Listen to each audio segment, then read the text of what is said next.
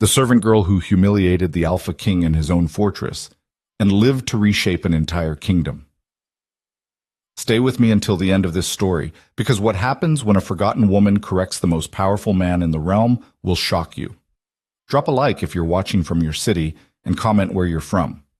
Let's begin. The tavern reeked of stale ale and desperation. Lyra Vexley moved through the crowd like smoke, present but unnoticed, essential but invisible. Her hands were raw from scrubbing grease off pewter plates, her shoulders ached from carrying trays heavier than they had any right to be, and her feet screamed inside boots worn thin at the soles. She'd learned long ago that survival in Ashmar, the capital of the Northern Reach, required one critical skill: the ability to disappear while standing in plain sight. The frontier capital was a place where weakness got you killed and poverty got you forgotten. Built from stone and stubbornness at the edge of the frozen wastes, Ashmar attracted the desperate, the dangerous, and the damned. Traders who'd lost everything, soldiers who'd seen too much, women who'd run out of options. Lyra was all three, though no one bothered to ask. She was 23 and looked older. Life had a way of doing that here. "Girl!" A merchant slammed his mug on the table, foam sloshing over the rim. "More ale, and this time, don't water it down." She hadn't watered it down. The tavern keeper did that, but Lyra nodded anyway, murmuring something appropriately apologetic, and slipped back toward the bar. Arguing got you noticed. Being noticed got you hurt. The Broken Antler wasn't the worst tavern in Ashmar, but it was close. The owner, a thick-necked man named Garvin, ran it with the philosophy that customers were cattle and staff were disposable. Lyra had worked there for 3 years, ever since her mother died, and left her with nothing but debts and a room full of worthless belongings. She'd sold everything except one thing: a book. It sat hidden beneath the loose floorboard under her cot in the servants' quarters. A slim volume bound in cracked leather, written in a language no one alive was supposed to understand. Her mother had never explained where it came from or why she'd guarded it so fiercely. She'd only taught Lyra to read it, whispering the words late at night when the world was asleep and secrets felt safe. The language was called Velrothis, the tongue of ancients. It hadn't been spoken in 4 generations, not since the old kings fell and the current dynasties rose from the ashes. Possessing knowledge of it was technically illegal, considered dangerous, seditious, a link to powers that modern rulers wanted buried. Lyra had never told a soul. "Move faster, girl!" Garvin's voice cracked across the room like a whip. She moved. The tavern was busier than usual tonight. A company of soldiers had arrived that afternoon, their armor still dusted with road grime, their eyes hard and watchful. Lyra had learned to read soldiers. These men weren't regular border guards. They carried themselves differently, straighter spines, sharper gazes, the kind of discipline that came from serving someone important. She was refilling mugs at a corner table when the door slammed open. The temperature in the room dropped. Everyone felt it. Conversation stuttered and died. Laughter choked off mid-breath. Even the fire in the hearth seemed to dim, as though the flames themselves recognized a superior predator. Alpha King Kyle Draven had entered the building. Lyra froze, pitcher in hand, and watched as the most powerful man in the Northern Reach stepped into the Broken Antler like he owned it, which technically he did. He owned everything. Kyle Draven was a man built for violence. Tall, broad-shouldered, with the kind of presence that didn't ask for attention. It demanded it. His hair was dark, cut short and practical, and his face was all sharp angles and hard lines, like something carved from granite by an impatient sculptor.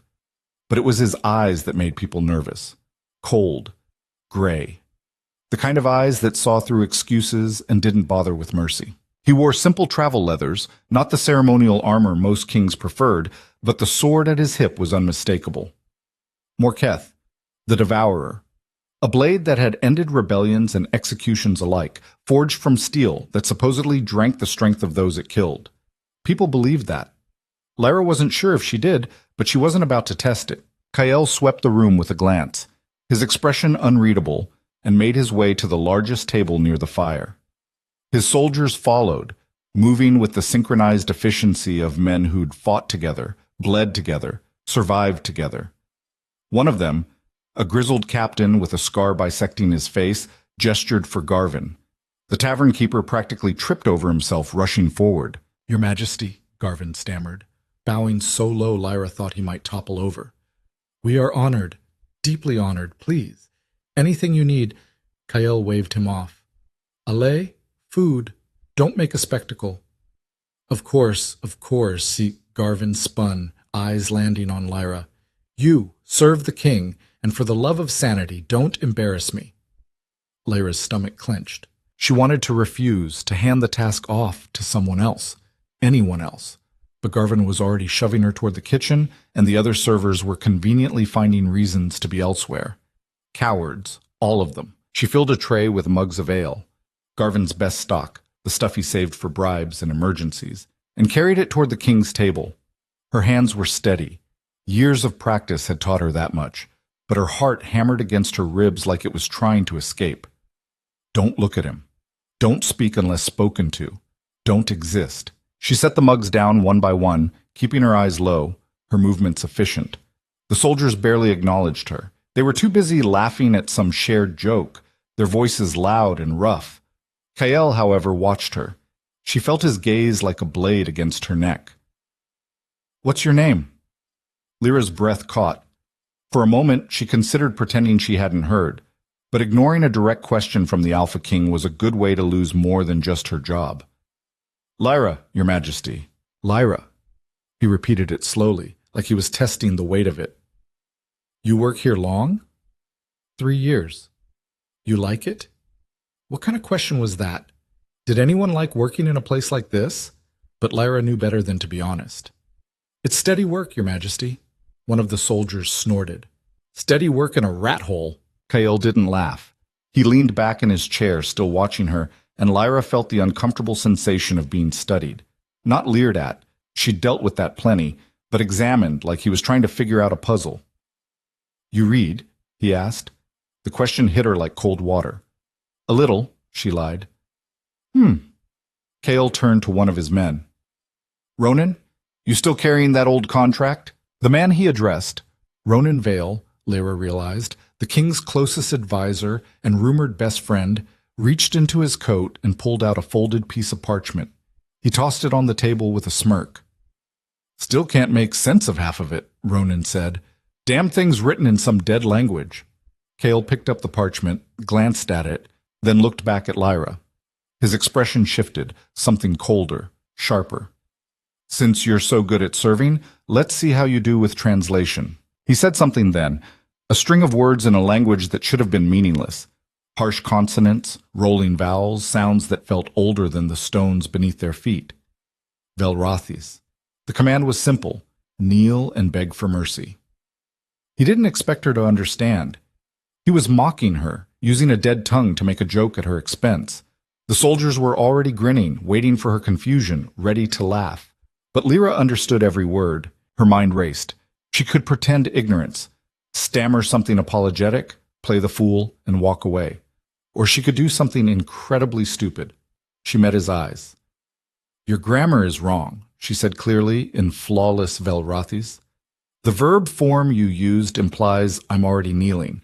If you want to command me to kneel, the correct structure is Shalveranethka Moraval. What you said translates closer to continue begging while prone, which makes no sense in this context." The room went silent. Not the comfortable silence of people minding their business. The suffocating silence of a world holding its breath. Kael Draven stared at her. Ronan's smirk vanished. Every soldier at the table froze, hands instinctively moving toward weapons. Lyra's heart tried to climb out through her throat. What had she just done? The king rose slowly, his chair scraping against the floor like a death knell. He was taller than she'd realized, and up close, his presence was overwhelming. He looked at her the way a wolf looks at something that just startled it, deciding whether to flee or attack. "Say that again," he said quietly. Lyra's mouth was dry, too late to back down now. "You made a grammatical error, Your Majesty. In Velrothis, the ancient tongue." "I know what Velrothis is." His voice was dangerously soft. "What I want to know is how a tavern servant knows it." She didn't have a good answer. The truth that her mother had taught her, that she'd spent years secretly studying a forbidden language, sounded insane. But lying to the Alpha King seemed worse. I taught myself, she said, which was partially true. From a book. A book? Kale's eyes narrowed. Velrathis hasn't been taught in generations. The texts were destroyed, burned, buried. So tell me, Lyra, where exactly did you find this book? My mother left it to me. And where did she get it? I don't know. Convenient. Ronan stepped forward, hand on his sword. She's lying, Kyle. Probably a spy, or worse. I'm not lying, Lyra said, hating how her voice shook. And I'm not a spy. I'm just... Just what? Kyle interrupted. Just a girl who happens to speak a language that's been dead for 100 years? A language that was used by the old kings to bind oaths, cast curses, control powers most people think are myths?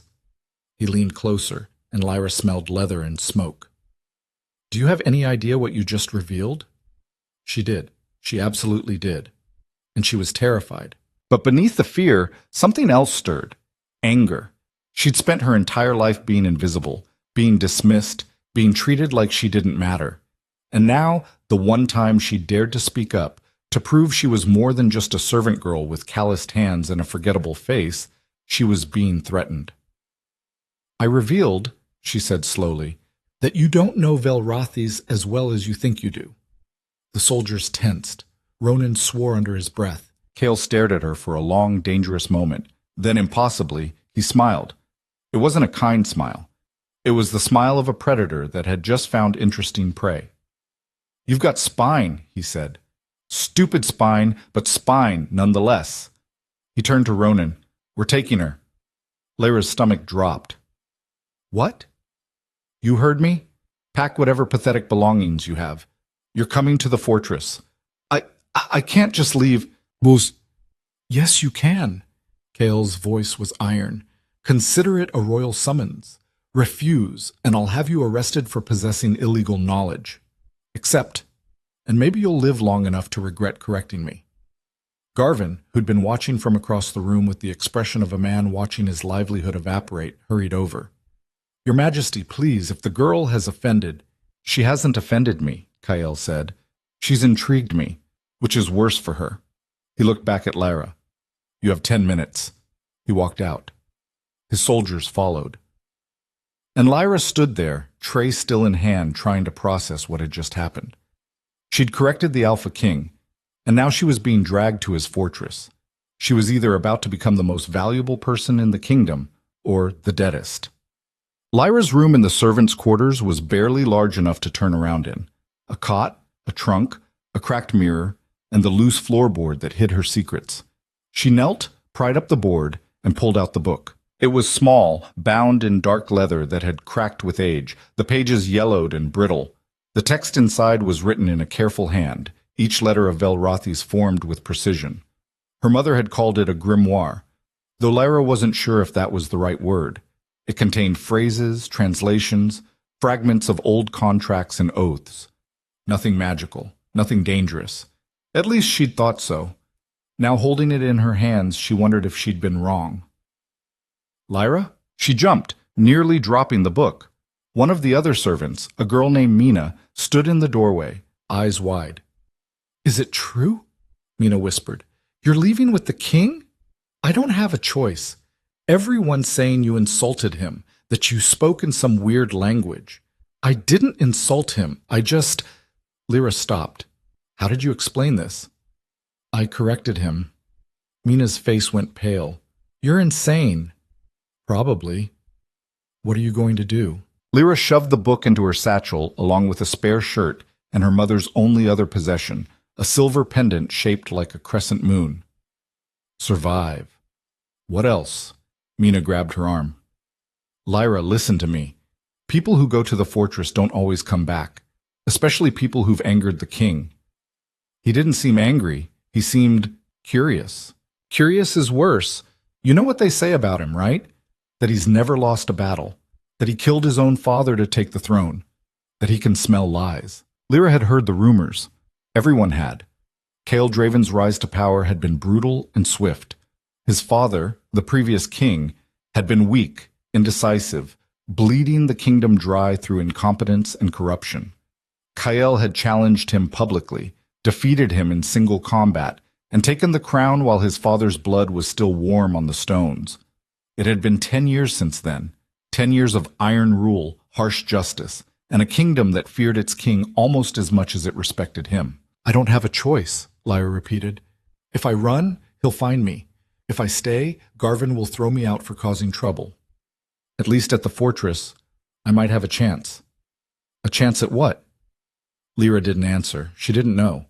She walked out of the Broken Antler for the last time, stepped into the cold night air, and found Kael's soldiers waiting.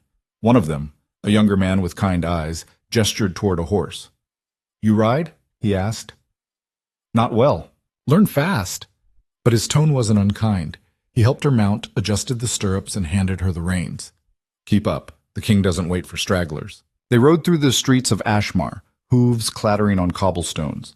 The city at night was a different beast than during the day. Shadows pooled in alleyways where desperate people made desperate choices. Fires burned in barrels where the homeless huddled for warmth. Lyra had walked these streets countless times, but always on foot, always invisible. Now, riding with the king's soldiers, people stared. She saw recognition in their eyes. Confusion. Fear. A servant girl riding with the elite guard. It didn't make sense. It broke the natural order of things. Good, Lyra thought bitterly. Let them wonder. The fortress loomed ahead, growing larger with each stride. Draven's Keep sat on a hill overlooking the capital, a mass of black stone and iron that had stood for 3 centuries. It had been built by the first Draven king, a warlord who'd conquered the northern reach through sheer brutality and clever strategy. Every king since had added to it, more walls, more towers, more defenses. It looked less like a palace and more like a weapon. The gate opened as they approached, massive iron doors swinging inward with a groan that echoed across the courtyard. Guards in dark armor watched from the battlements, their faces hidden behind helms, their spears glinting in the torchlight. Inside the courtyard was organized chaos. Soldiers drilled in formation despite the late hour. Servants hurried between buildings carrying supplies. Somewhere, a blacksmith's hammer rang against an anvil, the sound sharp and rhythmic. Kael dismounted smoothly and handed his reins to a stable boy without a word. Ronan appeared at his side, speaking in low, urgent tones. Lyra caught fragments of their conversation. "Don't trust her. Not asking you to trust her. Dangerous, Kael. You know that. Everything's dangerous. That's why we survive." Kael looked at Lyra. "Follow me." She did, sliding off the horse with less grace than she would have liked. Her legs were shaky. She hadn't ridden in years, but she forced them to move. The young soldier who'd helped her earlier gave her an encouraging nod. They walked through corridors lit by torches mounted in iron brackets. The walls were stone, thick and cold, built to withstand sieges. Tapestries hung at intervals, depicting battles and victories, all of them soaked in imagery of conquest. Lyra recognized some of the scenes from stories her mother had told her. The Battle of Frozen Pass, the Siege of Thornwatch, the burning of Kael's crown. That last one made her pause. It showed a younger Kael, barely more than a boy, standing over a burning crown while his father's body lay at his feet. The image was brutal, unflinching, and deeply uncomfortable. "Keep moving," Ronan said from behind her. His voice held an edge that made it clear he didn't appreciate her curiosity. They climbed a spiraled staircase, the steps worn smooth by centuries of use, and emerged into a corridor that felt different from the rest of the fortress. Quieter, less martial. The torches here were spaced farther apart, casting long shadows that made the hallway feel longer than it was. Kael stopped in front of a heavy wooden door, pushed it open, and gestured inside. "Your room." Lyra blinked. She'd expected a cell, maybe a storage closet if she was lucky. Instead, she was looking at a small but comfortable chamber with an actual bed, a real bed with a mattress and blankets, a desk with a chair, and a window overlooking the city. "This is yours," Kael said. "For now." She stepped inside, still half convinced this was some kind of trick. The room was sparse but clean. A wash basin sat on a small table near the window. A wardrobe stood against one wall, empty but functional. The bed looked like it had been made recently, the blankets tucked in with military precision. "Tomorrow," Kael continued, "you'll start translating. I have documents in Velrothes that no one's been able to read for decades. Treaties, contracts, records from the old kings. If you're as good as you claim, you'll prove it. And if I'm not? He smiled that cold, dangerous smile again. Then I'll have wasted a trip. He turned to leave, but Lyra found herself speaking before she could stop. Why are you doing this? Kale paused in the doorway. Doing what? Bringing me here.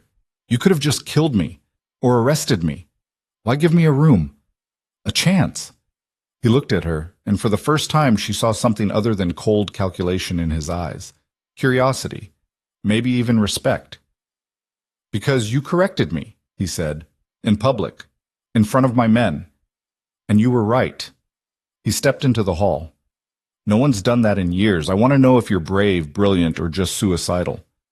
Can I be all three? The corner of his mouth twitched, almost a smile.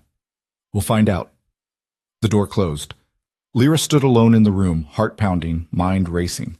She walked to the window and looked out over Ashmar. From this height, the city looked almost beautiful. The lights from homes and taverns glowed like fallen stars. The streets formed a maze of shadow and illumination. Beyond the walls, the frozen waste stretched into darkness, endless and unforgiving. She'd spent her entire life in that city, working, surviving, invisible. Now she was here, in the fortress of the most powerful man in the realm, because she'd dared to speak. Lyra pulled the book from her satchel and set it on the desk. The leather cover was warm from being pressed against her body. She opened it carefully, the pages crackling softly, and ran her fingers over the Velrothes script. Her mother had taught her this language in secret, making her promise never to reveal it. Knowledge is power, her mother had said, but power makes you a target. Stay invisible, Lyra. Stay safe. Well, she'd failed spectacularly at that. But maybe, just maybe, her mother had been wrong. Maybe being invisible wasn't the same as being safe. Maybe it was just another way of being erased. A knock on the door startled her. She shoved the book under the blankets and stood. Yes? The door opened to reveal a young woman in servant's clothing carrying a tray. She looked nervous, her eyes darting around the room like she expected something to jump out at her. Brought you dinner, the woman said quickly. Cook said you'd probably be hungry. Thank you. The woman set the tray on the desk. Bread, cheese, some kind of stew that smelled better than anything Lyra had eaten in months, and turned to leave. But she hesitated at the door. Is it true? She asked quietly. That you spoke to the king in the old language? Word traveled fast. Yes. And he didn't kill you? Apparently not. The woman stared at her like she was looking at a ghost. You're either the bravest person I've ever met or the stupidest. I'm leaning towards stupid, a small smile. I'm Clara. I work in the kitchens. If you need anything, ask for me. Why are you being kind to me? Clara's smile faded. Because anyone who can stand up to the king and live deserves a little kindness. This place doesn't have much of it. She left, closing the door softly behind her. Lyra sat at the desk and ate slowly, savoring each bite. The stew was rich and warm, the bread fresh, the cheese sharp and satisfying. It was the kind of meal she used to dream about during long shifts at the tavern. When she finished, she pulled out the book again and began to read. Not to study, she knew most of it by heart, but to ground herself. The familiar words, the careful script, the weight of her mother's legacy. She didn't know what tomorrow would bring. Tests, probably. Interrogations. Maybe even danger. But for tonight, she was alive. She had a room, a bed, and a belly full of real food. It was more than she'd had in years. And somehow, that felt like a small victory. Lyra woke to the sound of bells. They rang across the fortress, deep and resonant, marking the dawn. She sat up, disoriented for a moment, before remembering where she was. The room was still dark, the sun not yet risen, but torchlight flickered through the window from the courtyard below. She dressed quickly in her spare shirt and the same worn skirt she'd worn yesterday. She had no other clothes. The thought of asking for more felt presumptuous, like she was already assuming she'd survive long enough to need them. Another knock. Clara's voice. Miss Lyra? The king wants you in the war room. War room. That sounded ominous. Lyra opened the door. Clara stood there with a bundle in her arms. Brought you these. Can't have you walking around the fortress looking like a tavern girl. The bundle turned out to be clothes, a simple dress in dark gray, sturdy boots that actually fit, and a wool cloak. Nothing fancy, but clean and well made. I can't. Yes, you can. King's orders. Now hurry. He doesn't like to be kept waiting. Lyra changed quickly, marveling at how different she felt in clothes that weren't falling apart. The dress fit well enough, the boots were a revelation after years of worn-through soles, and the cloak was warm and heavy. Clara led her through the fortress, down corridors that twisted and turned in ways that made Lyra's head spin. They passed training yards where soldiers sparred with brutal efficiency, past kitchens where servants prepared breakfast for hundreds, past rooms filled with maps and weapons and the machinery of war. Finally, they stopped in front of a large door guarded by 2 soldiers. Clara nodded to them, and they stepped aside. "Good luck," Clara whispered. Lyra stepped inside. The war room was exactly what it sounded like. A massive table dominated the center, covered in maps and documents and markers representing troops and territories. Weapons lined the walls, swords, axes, spears, all of them well maintained and ready for use. A fireplace burned at one end, casting flickering shadows across the stone floor. Kyle stood at the table, studying a map. Ronan was beside him, along with several other men Lyra didn't recognize. They all looked up when she entered. "Good," Kyle said. "You're here. Come." Lyra approached the table. Up close, she could see that the map showed the northern reach and its surrounding territories. Markers indicated cities, fortresses, borders. Red markers clustered along the eastern edge. "We have a problem," Kale said without preamble.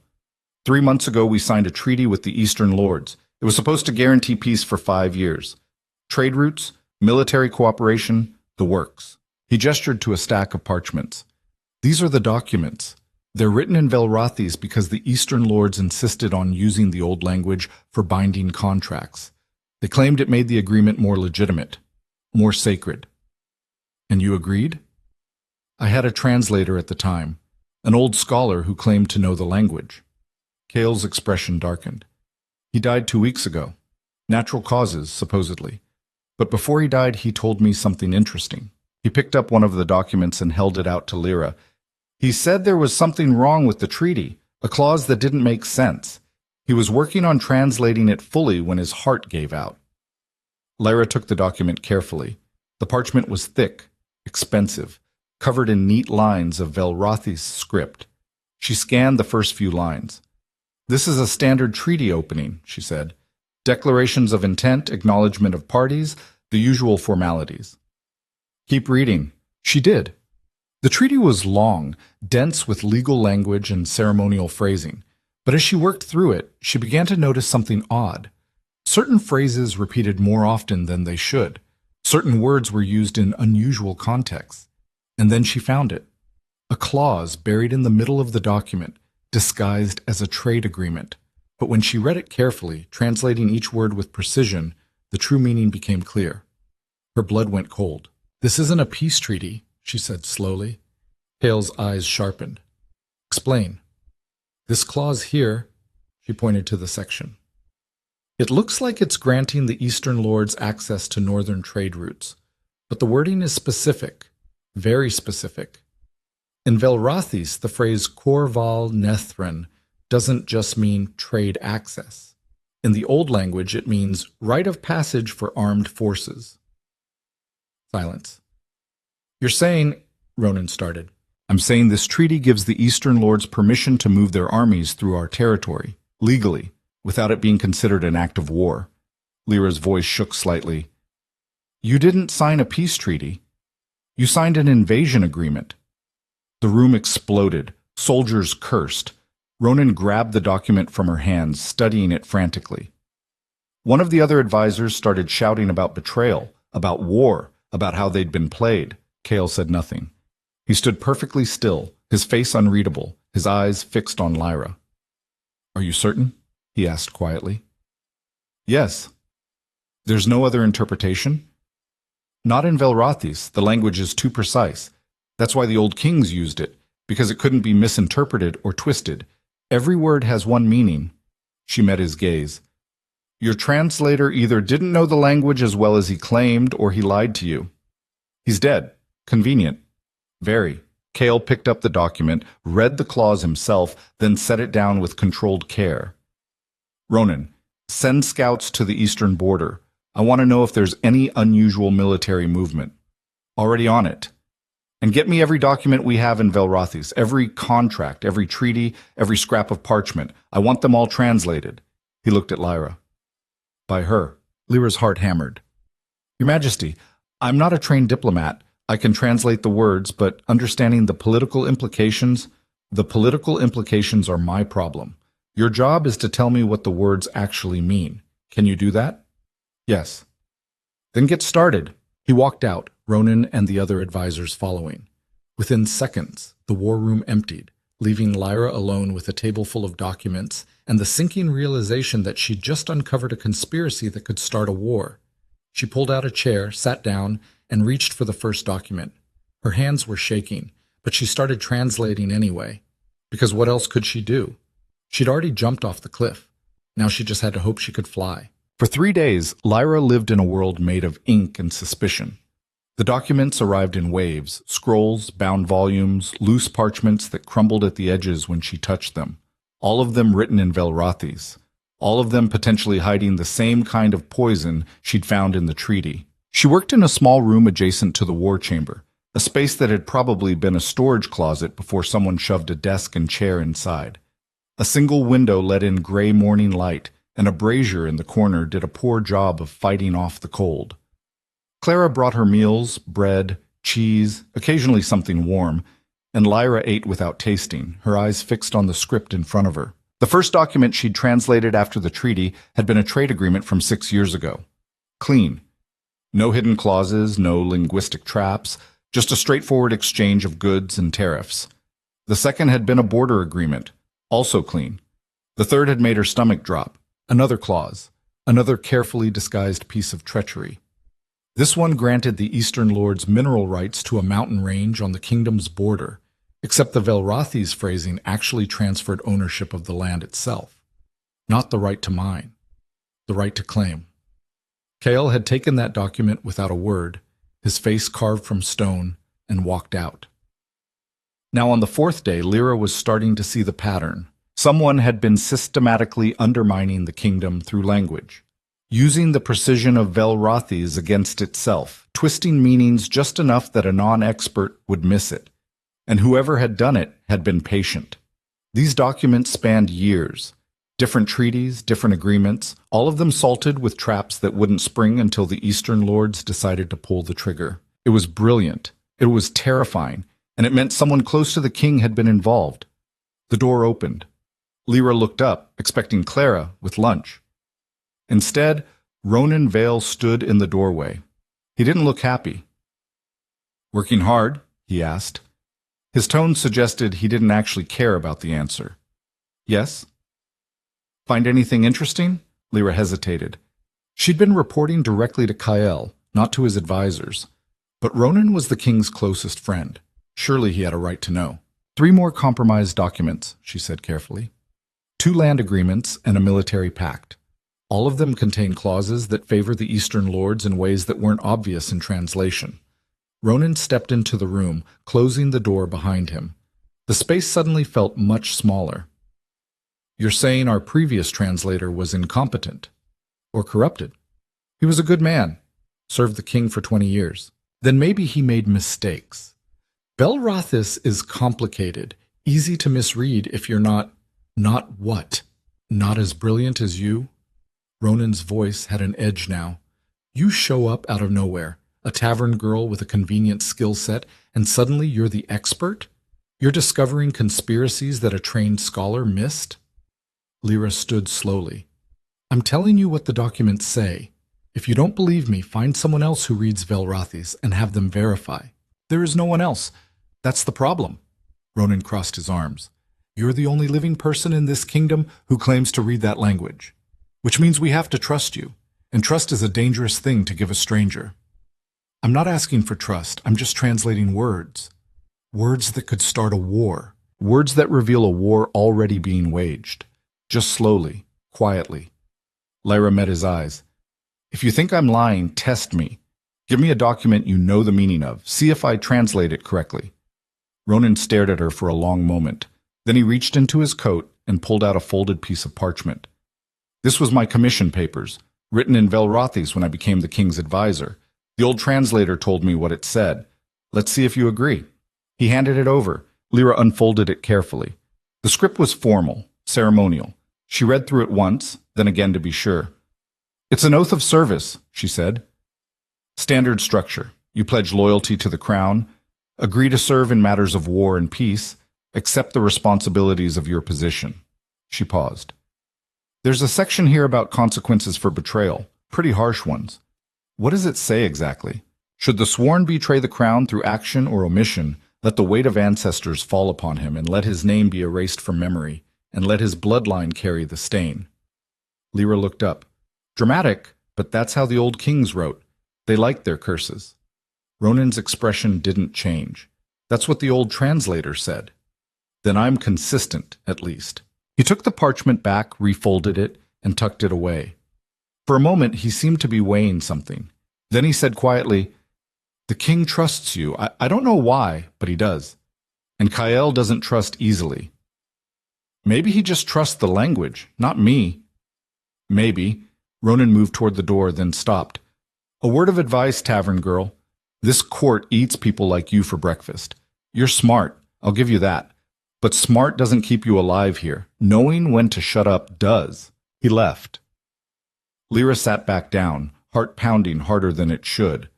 That had felt less like a warning and more like a threat.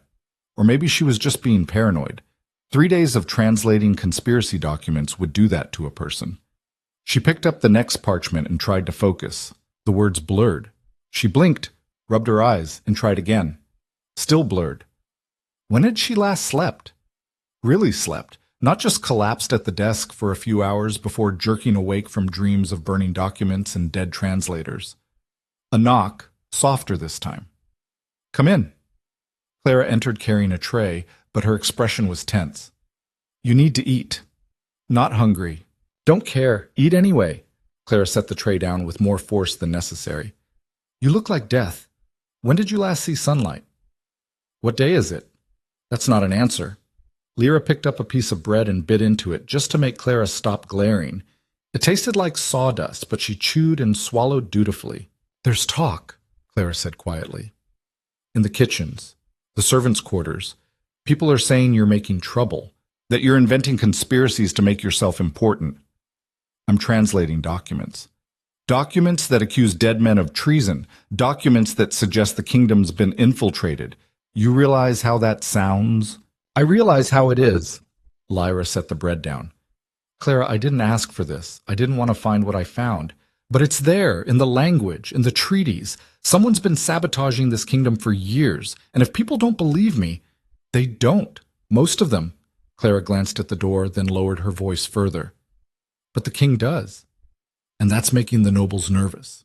There are rumors he's planning to void the treaties, cancel agreements, maybe even prepare for war. He should. Those treaties are traps. Maybe. But war means soldiers die. Families lose fathers and sons. Cities get burned.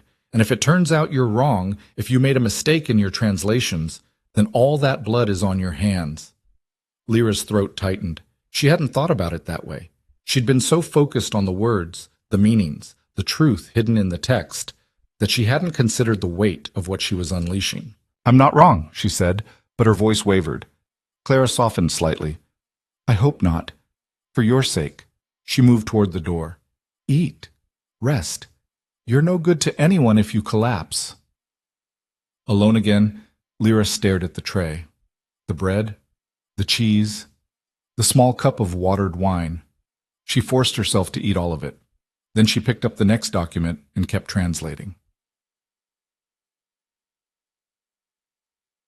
The summons came at dawn. Lyra had fallen asleep at the desk, her cheek pressed against a half-translated contract. When someone shook her shoulder, she jerked awake, disoriented, and found a guard standing over her.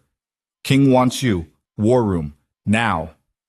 She followed him through corridors that felt different in the early morning light, quieter. The fortress was waking slowly, servants lighting fires, soldiers beginning drills. But the war room was already alive with tension. Kael stood at the head of the table, surrounded by advisors and military commanders. Maps covered every surface. Markers had been moved, redrawn, clustered in new positions. And in the center of it all sat a pile of documents, the ones Lyra had translated. Every eye in the room turned to her when she entered. "Tell them," Kael said without preamble. "What you told me." Lyra's mouth went dry. The room was full of men who looked at her like she was an interesting problem. Not a person. A problem. "The treaties are compromised," she said, forcing her voice to stay steady. "Multiple agreements over the past 7 years contain clauses that give the Eastern Lords legal rights to land, resources, and military passage. The clauses were hidden using linguistic tricks in Velrathis, word choices that seem innocent but carry specific legal weight in the old language." One of the commanders, a scarred man with iron-gray hair, scoffed. "Legal weight? We're talking about war, girl, not courtroom debates." "In the Old Kingdom, they were the same thing," Lyra shot back. "Velrathis was used specifically because it was binding, unbreakable. If you made an oath in that language, you kept it or faced consequences. The Eastern Lords are using that against us. They can point to these treaties and claim legal justification for invasion." "That's insane," another advisor said. "No one respects those old laws anymore." "The Eastern Lords do. Their entire culture is built on ancestor worship and ancient traditions. They take this seriously." Lyra picked up one of the documents. "This treaty here, it grants them passage rights for peaceful purposes. Except in Velrathis, the word used for peaceful is morshik, which actually means unopposed. They can march an army through our territory, and as long as we don't fight back, they're technically honoring the treaty." Silence. Kael's expression was unreadable. "Show them the land agreement." Lyra pulled out another document. Her hands trembled slightly, but she kept her voice firm. "This one transfers ownership of the Black Ridge Mountains. The translation your previous advisor provided said it was mineral rights, but the actual phrasing is Korval Nethrin Torshek, which means sovereign claim to earth and stone. Not mining rights, ownership. That's our eastern defense line," the gray-haired commander said quietly. "If they hold those mountains, they control the passes. We'd be fighting uphill for every mile." "Exactly." Kael's voice cut through the murmur of conversation. "We've been signing away our kingdom piece by piece, and we didn't even know it. Because one girl says so?" The objection came from a nobleman Lyra didn't recognize, dressed in fine clothes that seemed out of place in a war room. "Your Majesty, with respect, we only have her word that these translations are accurate. She could be manipulating the meanings to create panic." "To what end?" Kael asked coldly. "I don't know. Perhaps she's working for the Eastern Lords. Perhaps this is a ploy to make us void legitimate treaties and give them actual justification for war." Lyra's temper flared.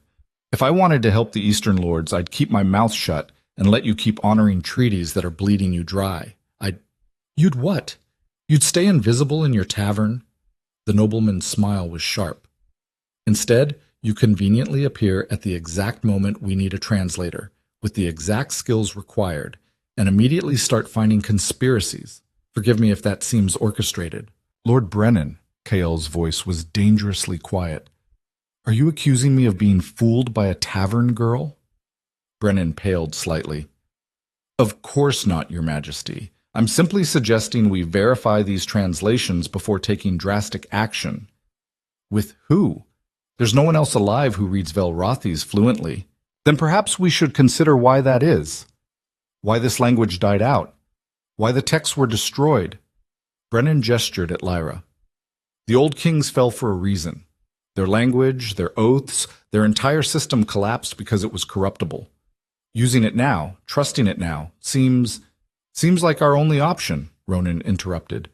He'd been silent until now, watching the exchange with hooded eyes. "Unless you have a better suggestion, Brennan." "I suggest caution. Caution got us into this mess." Ronan picked up one of the treaties. "I've read these documents. Even without understanding Velrathis, the phrasing felt wrong, too formal, too specific. I mentioned it to the old translator, and he assured me it was just ceremonial language." He looked at Lyra. "Was it?" "No," she said. "Every word in Velrathis serves a purpose. There's no such thing as just ceremonial. If it's written down, it means something." "Then we have a problem," Kael said, Because if these treaties are legitimate legal traps, we're already at war. We just don't know it yet. The room erupted in arguments, commanders debating military readiness, advisors shouting about diplomatic consequences, nobles worried about trade disruptions and economic collapse. Lyra stood there, feeling like she'd lit a fuse, and stepped back to watch the explosion. Kael let them argue for exactly 1 minute. Then he slammed his fist on the table. The room went silent. Enough! His voice wasn't loud, but it carried absolute authority. Here's what we're going to do. Ronan, send scouts to every border. I want to know if the Eastern Lords are moving troops. Commander Thale, prepare the northern garrisons for possible mobilization. Don't start a war, but be ready if one starts. And the treaties? Brennan asked. We honor them, for now. But we're not signing anything new until every existing document has been translated and verified. Kael looked at Lyra. How long to finish the remaining documents? 2 weeks, maybe less if I don't sleep. Sleep. I need you sharp, not dead. He turned to the rest of the room. This meeting is over. Get to work. They filed out, some quickly, others lingering to whisper among themselves. Lyra caught fragments of conversation as they passed. Can't trust her. King's losing his mind. This is madness. When the room was empty except for Kael, Ronan, and Lyra, the king sank into a chair and rubbed his face. For the first time he looked tired. You've made enemies, he said to Lyra. I noticed. They think you're lying, or delusional, or a spy. I know. Are you any of those things? Lyra met his eyes. No. Kael studied her for a long moment. Then he said, I believe you.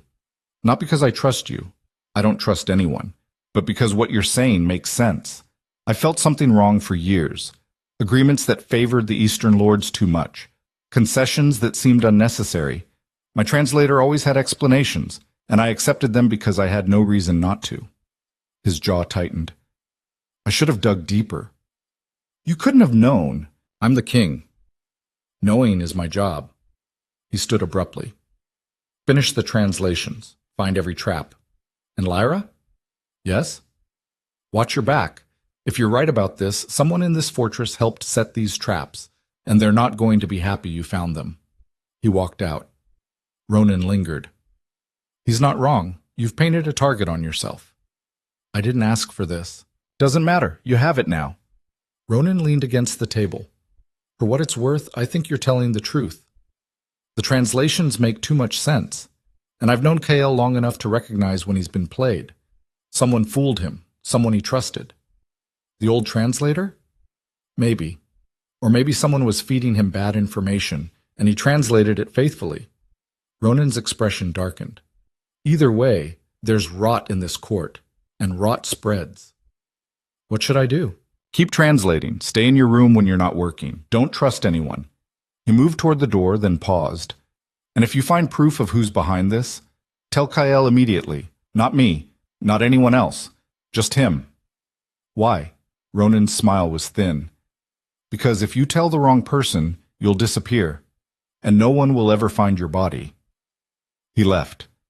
Lyra stood alone in the war room, surrounded by maps and documents and the weight of a kingdom's fate. She'd thought correcting the king in the tavern was the dangerous part. She'd been wrong. The dangerous part was proving she was right. That night, Lyra couldn't sleep.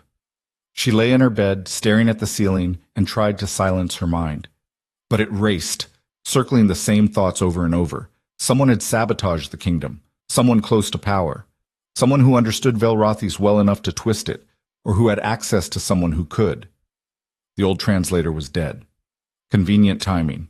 Too convenient. But who would benefit from undermining Kael? The Eastern Lords, obviously. But they couldn't have done this alone. They needed an inside connection. Someone who could influence which treaties got signed, which documents got translated, which concessions got made. Someone like Ronan. The thought made her sick. Ronan was the king's closest friend, his most trusted advisor, the man who'd served at his side for years. But he'd also been the one handling negotiations with the Eastern Lords. He'd been the one who brought documents to the old translator. He'd been in the perfect position to orchestrate exactly this kind of long-term betrayal, and he'd warned her not to trust anyone. Classic misdirection. Lyra sat up, heart hammering. She had no proof, just suspicion and circumstantial evidence. But in a court full of enemies, suspicion might be enough to get her killed if she voiced it to the wrong person. Kale had said to watch her back. Ronan had said the same thing. One of them was trying to protect her. The other might be trying to silence her. A sound outside her door made her freeze. Footsteps. Quiet. Deliberate. They stopped outside her room. Lyra's hand moved to the small knife she'd taken from the dinner tray earlier. Not much of a weapon, but better than nothing. She slid out of bed, moving silently, and positioned herself beside the door. The handle turned slowly. The door opened a crack. Lyra's breath caught. A figure slipped inside, hooded and silent. They closed the door carefully, then turned and froze when they saw Lyra standing there with the knife.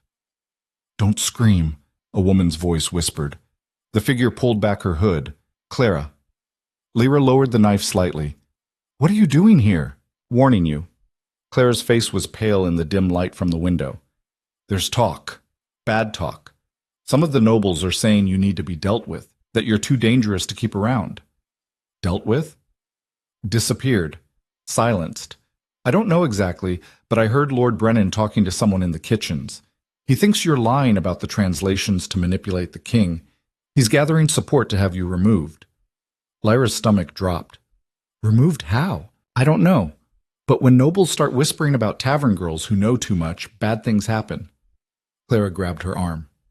"You need to be careful. Don't eat or drink anything you haven't watched being prepared. Don't go anywhere alone. And for the love of all that's holy, don't trust anyone in this fortress." "Why are you helping me?" Clara hesitated. "Because I've seen what happens to people who speak truth to power.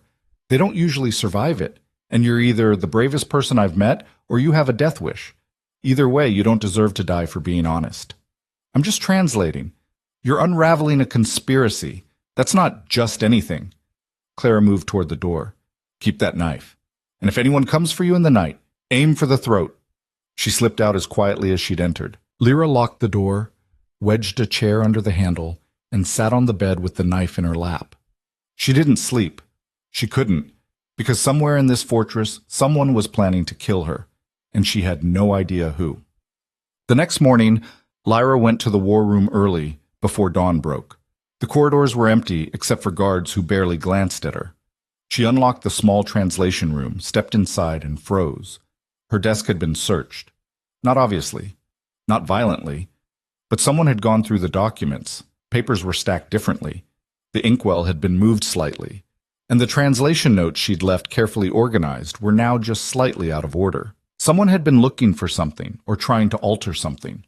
Lyra's hand shook as she checked the documents. Everything seemed to be there. Nothing obviously missing.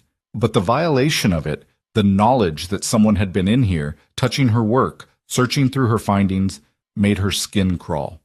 She spent the next hour rechecking every translation she'd already completed, making sure nothing had been changed. Everything matched her notes. Nothing seemed tampered with.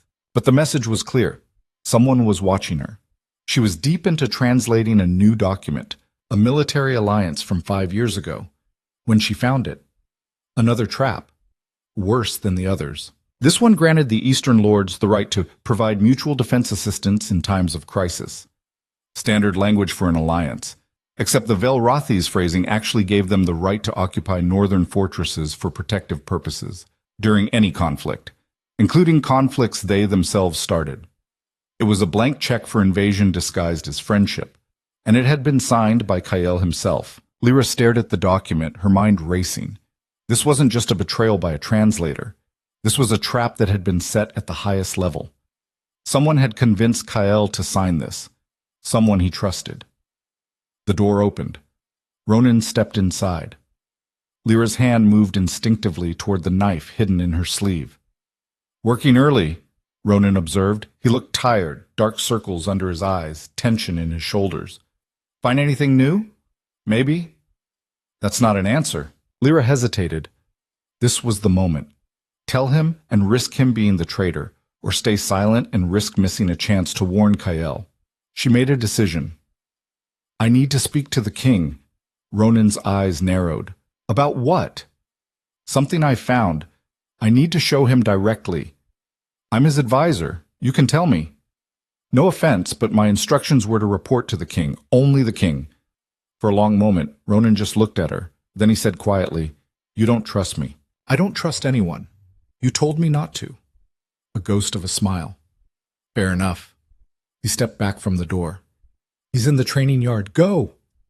Lyra gathered the document, tucked it carefully into her satchel, and walked past Ronan. She could feel his eyes on her back the entire way down the corridor. The training yard was a broad expanse of packed dirt surrounded by walls. Soldiers drilled in formation, their movements precise and brutal. Others sparred in pairs, wooden swords cracking against shields. And in the center of it all, Kyle fought. He moved like violence made flesh. Every strike was calculated, efficient, devastating. His opponent, a massive soldier in padded armor, struggled to keep up. Within seconds, Kyle had disarmed him, swept his legs, and put a blade to his throat. "Again," Kyle said. The soldier stood, panting, and raised his sword. They went again. Lyra waited at the edge of the yard, feeling out of place in her simple dress among all the armor and weapons. Several soldiers noticed her, their expressions ranging from curious to hostile. Word had spread, the tavern girl who was causing trouble. Finally, Kyle ended the sparring match with a move so fast Lyra barely saw it. The soldier hit the ground hard, groaning, and Kyle hauled him up with one hand. "Better," the king said, "but you're still telegraphing the overhead strike. Tighten it up." He turned, saw Lyra, and his expression shifted. "Problem? I need to show you something, privately." Kyle tossed his practiced sword to a waiting servant and walked over. "This can't wait?" "No." He studied her face, then nodded. "My study. Follow me." They walked in silence through the fortress. Kyle's study was smaller than Lyra expected. A desk, shelves lined with books and maps, a window overlooking the northern mountains. Functional.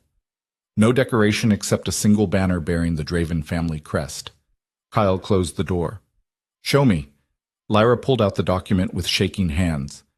"This is a military alliance from 5 years ago. It was translated as a mutual defense pact. I remember, standard agreement. We help them if they're attacked. They help us." "That's what you were told.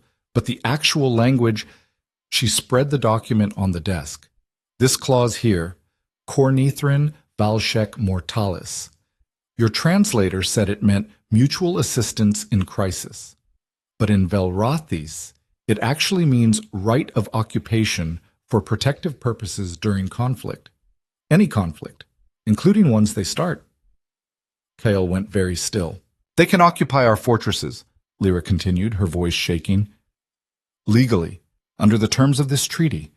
All they have to do is claim they're protecting us. From what? From anything. From themselves, if necessary. The language doesn't specify. It just gives them the right."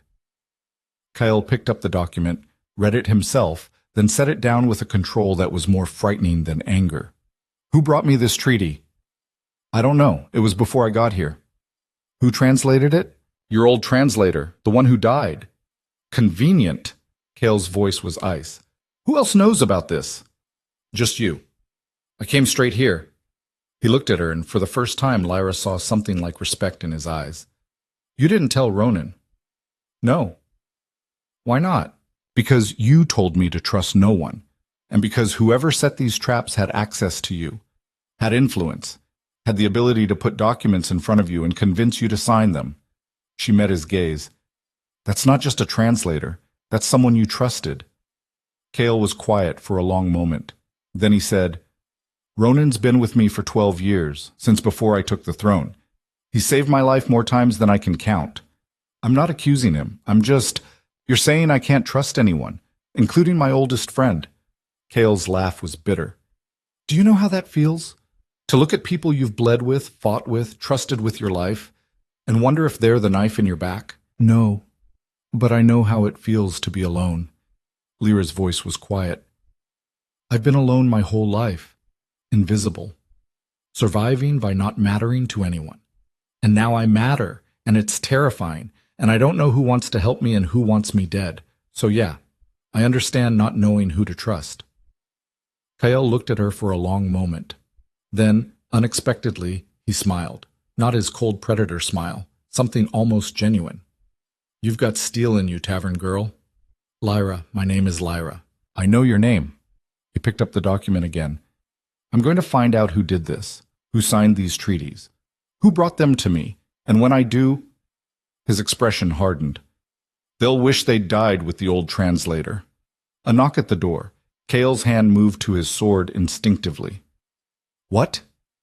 The door opened. A guard stepped inside, face pale. Your Majesty, the scouts are back from the eastern border. And? You need to come see this. They followed the guard to the battlements. Other advisors were already there. Ronan, Commander Thale, Lord Brennan. Others Lyra didn't recognize. They all stood looking east, their faces grim. Lyra looked, and her blood turned to ice. In the distance, visible even from the fortress, campfires dotted the landscape like fallen stars. Hundreds of them, maybe thousands.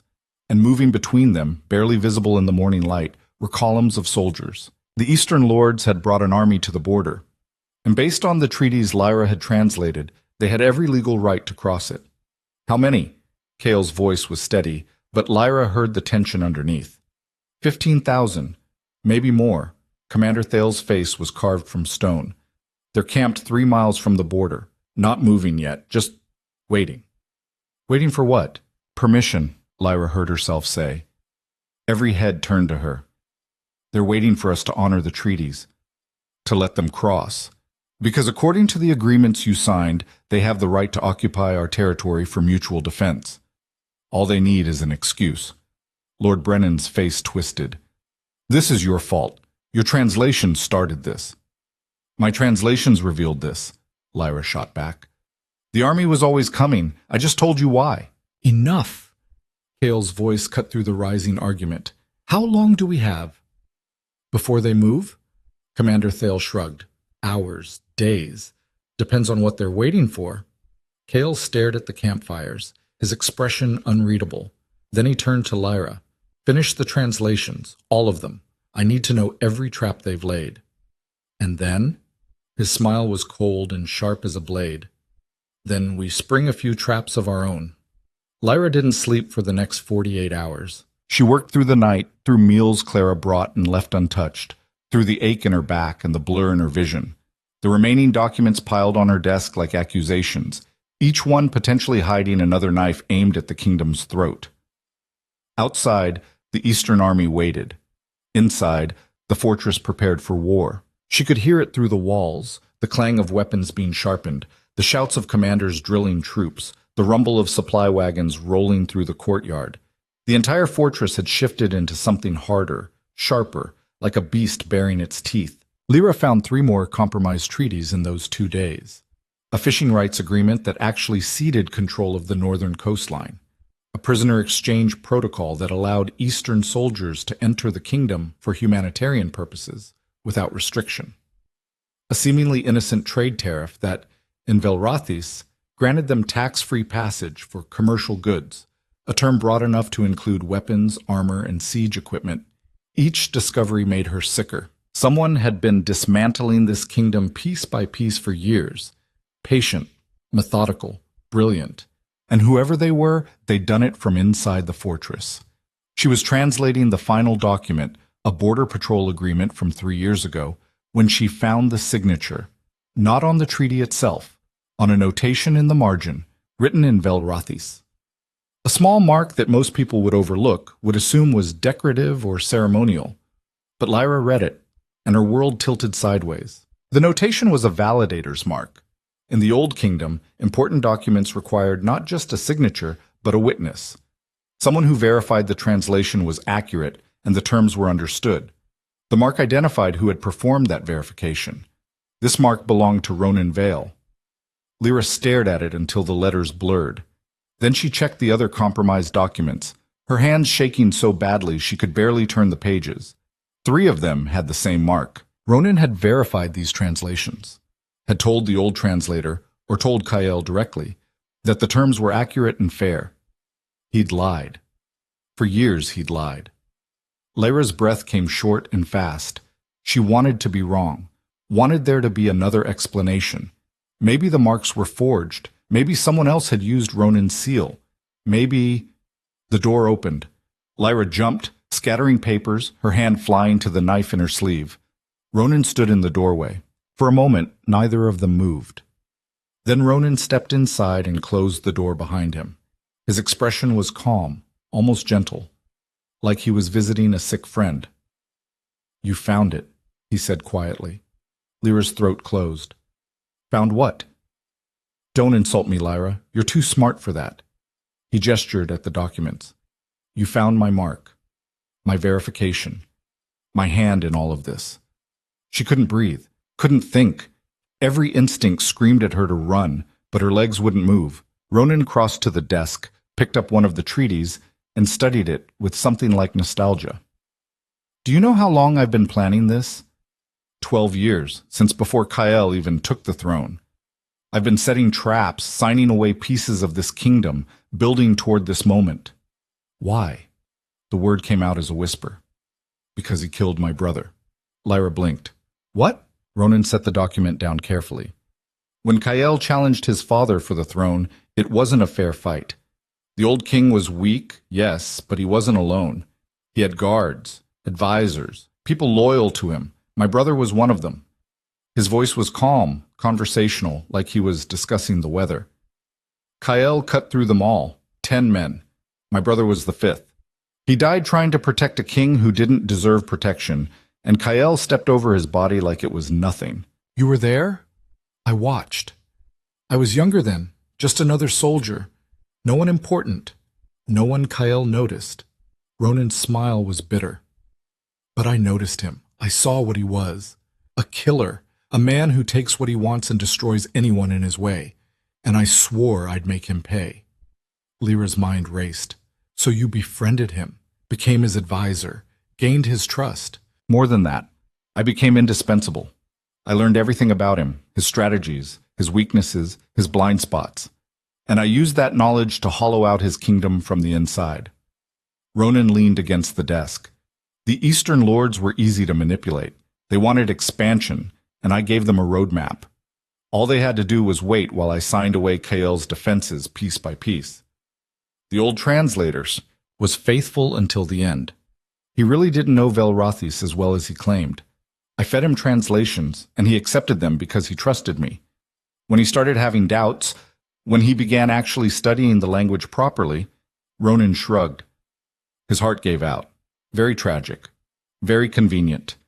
Lyra felt bile rise in her throat. You murdered him. I protected the plan. There's a difference. Ronan's eyes were cold now, all pretense of gentleness gone. And then you appeared, a tavern girl who could actually read Velrathis. What were the odds? You tried to have me killed. I tried to have you discredited. Having you killed would have made Kael suspicious. Better to make you look crazy, paranoid, a liar seeking attention. But you were too good, too accurate. You found every trap I'd laid, and now... He gestured at the documents. Now you found me.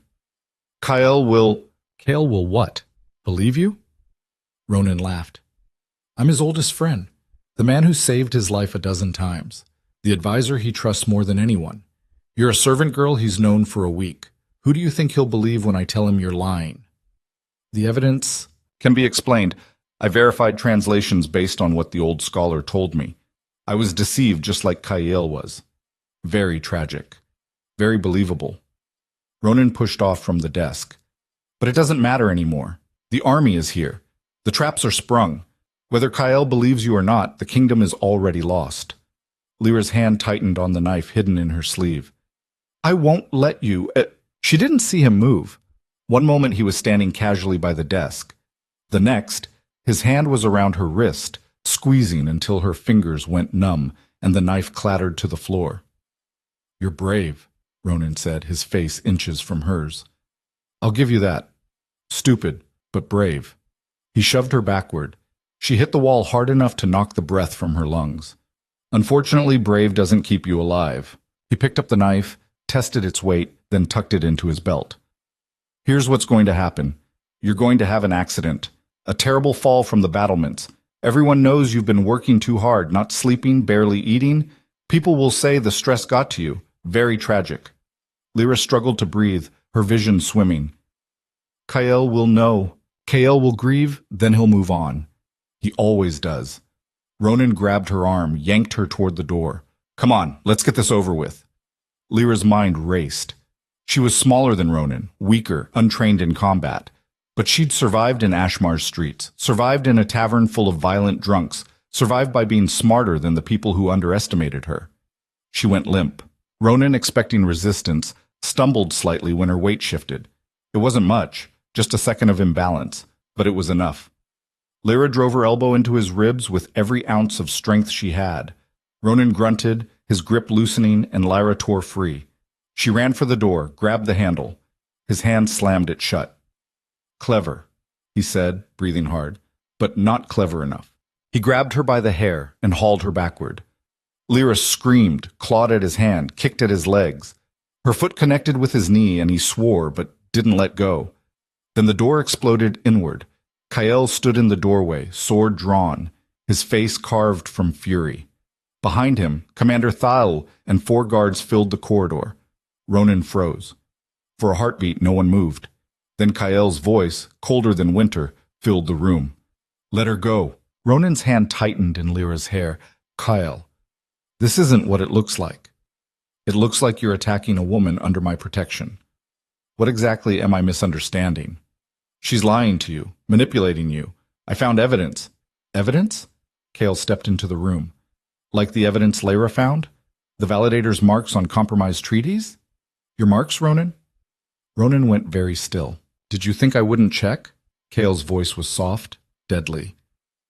Did you think I'd just take your word when you told me those marks were standard procedure?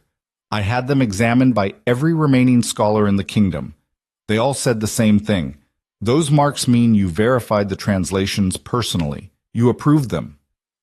I was deceived by the old translator. The old translator who conveniently died before Lyra could question him? Kael advanced slowly, his sword steady. The translator who, according to servants, received visits from you every week, sometimes twice a week? Strange, since you always told me you barely knew him.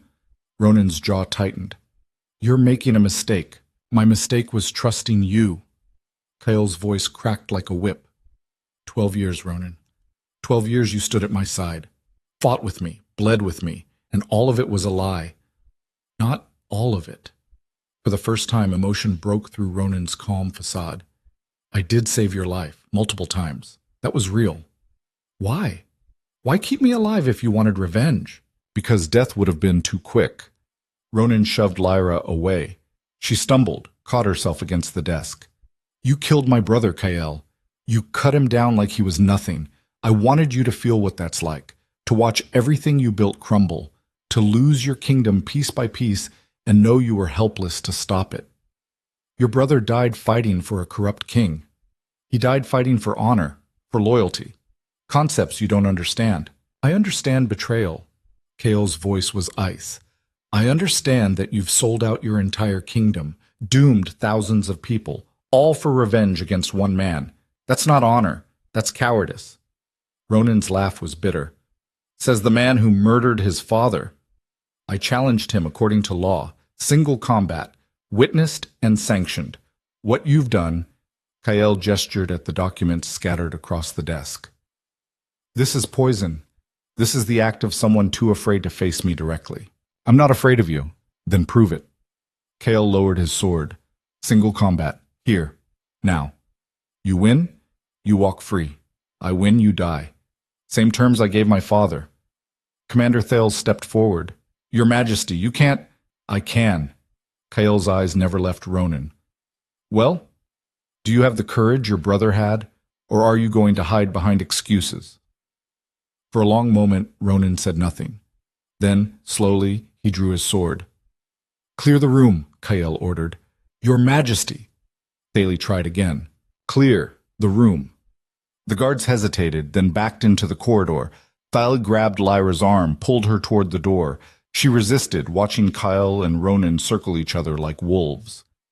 We have to go, Thaley said quietly. This isn't our fight. He'll kill Kael. Maybe. Maybe not.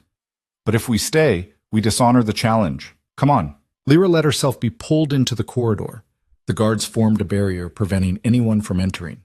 Through the doorway, she could see Kael and Ronan facing each other, swords raised. 12 years, Kael said softly, and you never once wavered, never once showed doubt. You're a better actor than I gave you credit for. I told you, not all of it was acting. Ronan's grip tightened on his sword. Part of me did respect you, admire you. That's what made it so perfect. You never suspected because I never fully lied. I just never told you the whole truth. That ends now. Yes, it does. They moved. Lyra had never seen anything like it. When Kael fought in the training yard, it was brutal and efficient. This was something else entirely. This was rage channeled into violence, betrayal given form and steel. The swords met with a sound like a bell being struck. Ronan attacked with the precision of a man who'd trained his entire life. Every strike calculated to exploit openings, test defenses. Kael defended with the cold fury of a king who'd been lied to by the person he trusted most. They fought through the small room, smashing into furniture, scattering documents. Lyra's translations fluttered to the floor, trampled and torn. Ronan was good. Better than good. He moved like water, flowing around Kael's strikes, finding angles that shouldn't exist. He scored a hit across Kael's shoulder, drawing blood, and pressed the advantage. But Kael was better. He absorbed the hit, used the momentum to spin inside Ronan's guard, and drove his elbow into Ronan's face. Bone crunched. Ronan staggered back, blood pouring from his nose, and Kael's sword blurred through the space where his head had been a second earlier. You taught me that move, Kael said coldly. Remember? After the ambush at Thornwatch, you said always follow an injury with overwhelming force. Ronan spat blood. I taught you too well. No, you just forgot who you were teaching. They crashed together again, swords screaming against each other. Ronan fought with desperation now, with the fury of a man who dedicated years to revenge only to watch it crumble. Kael fought with the cold certainty of someone who'd already accepted the cost. Lyra watched through the doorway, her hands clenched so tight her nails drew blood from her palms. She wanted to look away. Couldn't. Ronan made his mistake 3 minutes into the fight. He overextended on a lunge, committed too fully to a strike aimed at Kael's heart. Kael sidestepped, caught Ronan's wrist, and twisted. The sword fell from nerveless fingers. Kael's blade found Ronan's throat. They stood frozen, both breathing hard, blood and sweat mixing on their faces. You could have been great, Kael said quietly. If you'd channeled all this intelligence, this dedication, into something other than revenge, you could have been the greatest advisor a king ever had. I didn't want to be great. Ronan's voice was hoarse. I wanted you to suffer. Then you failed. Because watching you betray me, that hurt. But winning this kingdom back from the edge you pushed it to, that's going to be satisfying. Kael's sword moved. Ronan collapsed, blood pooling beneath him. Lyra turned away, bile rising in her throat. Kael stood over the body of his oldest friend, his sword dripping red, his face expressionless. Then he knelt, closed Ronan's eyes, and said something too quiet for Lyra to hear. When he stood, he was the king again, all emotion locked away behind walls of ice and duty. "Commander!" he called. Thale entered, saw the body, and showed no surprise. "Your Majesty, Ronan Vale was a traitor. He confessed to selling our treaties to the Eastern Lords, to undermining the kingdom, to murdering the royal translator. His body will be burned without ceremony. His name will be struck from all records. He dies forgotten." "Yes, Your Majesty." Kael looked at Lyra. "Are you hurt?" She shook her head, not trusting her voice. "Good." He wiped his sword clean on a fallen tapestry. "How many documents are left to translate?" "None. I finished the last one before—" She gestured vaguely at the room. "And? 6 more compromised treaties. The kingdom's been giving away territory, rights, and resources for 7 years. Everything from fishing rights to fortress access." Kael absorbed this without expression. "Can they be voided?" "Legally? Under Velrothis law, no. The language is binding. Once sworn in the old tongue, the oaths hold. Then we don't void them legally." Kael sheathed his sword. "We burn them, publicly, and we tell the Eastern Lords that we reject every treaty signed in the last decade. If they want war over it, they'll get war. They have 15,000 soldiers on our border, and we have the truth, and fortresses they don't actually control, despite what the treaties say. Kael's smile was sharp. Ronan was smart, but he made one critical mistake. He assumed I'd honor agreements made through deception. He was wrong. The Eastern Lords won't see it that way. I don't care what they see. I care what they can prove. Kael gestured at the scattered documents. Gather every compromised treaty, every note, every translation. We're going to show the kingdom exactly how we were betrayed. Lyra knelt and started collecting papers with shaking hands. Kael helped her, and for a few minutes they worked in silence, stepping carefully around Ronan's body. I'm sorry, Lyra said quietly. For what? That it was him, that someone you trusted. Don't! Kael's voice was sharp. Don't apologize for telling me the truth. Ronan made his choices, he lived with them, and he died for them. That's not your fault. If I hadn't found the marks, then he'd still be sabotaging the kingdom, and we'd already be occupied by an enemy army. Kael looked at her. You saved us, Lyra. Maybe not the way anyone expected, maybe not cleanly, but you saved us. Footsteps in the corridor. Clara appeared in the doorway, took one look at the scene, blood, bodies, scattered papers, and went pale. The council is demanding to see you, she said to Kael. Lord Brennan is calling for an emergency session, something about the Eastern Army. Let them wait. Kael stood, brushing dust from his hands. I have something more important to do first. He walked out. Lyra and Clara looked at each other. What happened? Clara whispered. Ronan was the traitor. He confessed. Kael killed him. Clara's eyes widened. The king's best friend. Wasn't his friend at all. They stood in silence for a moment, absorbing the weight of it. Then Clara said, You need to come with me. Because the council is angry, half the nobles are calling for your head, and the only thing keeping you alive right now is the king's protection, which means you need to stay close to him, always. Lyra looked down at the papers in her hands, evidence of years of betrayal, careful treachery, patient revenge. She'd come to this fortress a week ago, thinking she was just going to translate some old documents. Now she held the fate of a kingdom. Come on, Clara urged, before someone decides to make you disappear while the king is distracted. They hurried through corridors that felt more hostile than before. Servants stepped aside, their expressions ranging from fearful to angry. Word had spread. The tavern girl had accused the king's best friend, had gotten him killed. Never mind that Ronan had confessed. Never mind the evidence. People believed what they wanted to believe. The council chamber was chaos. Nobles shouted over each other, their voices echoing off stone walls. Maps covered the main table, markers scattered across them showing troop positions, supply lines, defensive formations. At the head of the table, Kael stood like a pillar of ice, letting the storm rage around him. Lyra slipped in through a side door, staying close to the wall. Lord Brennan was mid-rant when he noticed her. And there she is, the girl who started all of this, the girl whose lies got Ronan Vale killed. Ronan Vale killed himself, Kael said coldly, by betraying his kingdom. You have only her word for that. I have his confession. Witnessed by Commander Thale and 4 guards. I have documents with his verification marks on compromised treaties. I have years of evidence that he was systematically undermining this kingdom. Kael's voice could have frozen fire. What I don't have is patience for this argument. Your Majesty. Another noble, younger, with the soft hands of someone who'd never held a sword. Even if Ronan was guilty, killing him without trial, he had a trial. Single combat. Same as my father. Same as anyone who challenges for the throne or is accused of treason at the highest level. It's traditional, it's legal, and it's done.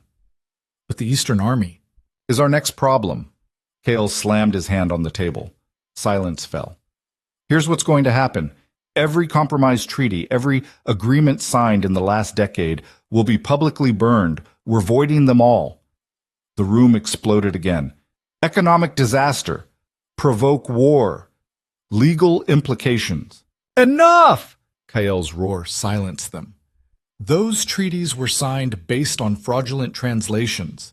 They were designed to undermine this kingdom and pave the way for invasion. We will not honor them. We will not negotiate over them. We will burn them and dare the Eastern Lords to complain. They'll invade. Brennan said flatly. Let them try. Cale gestured at the map.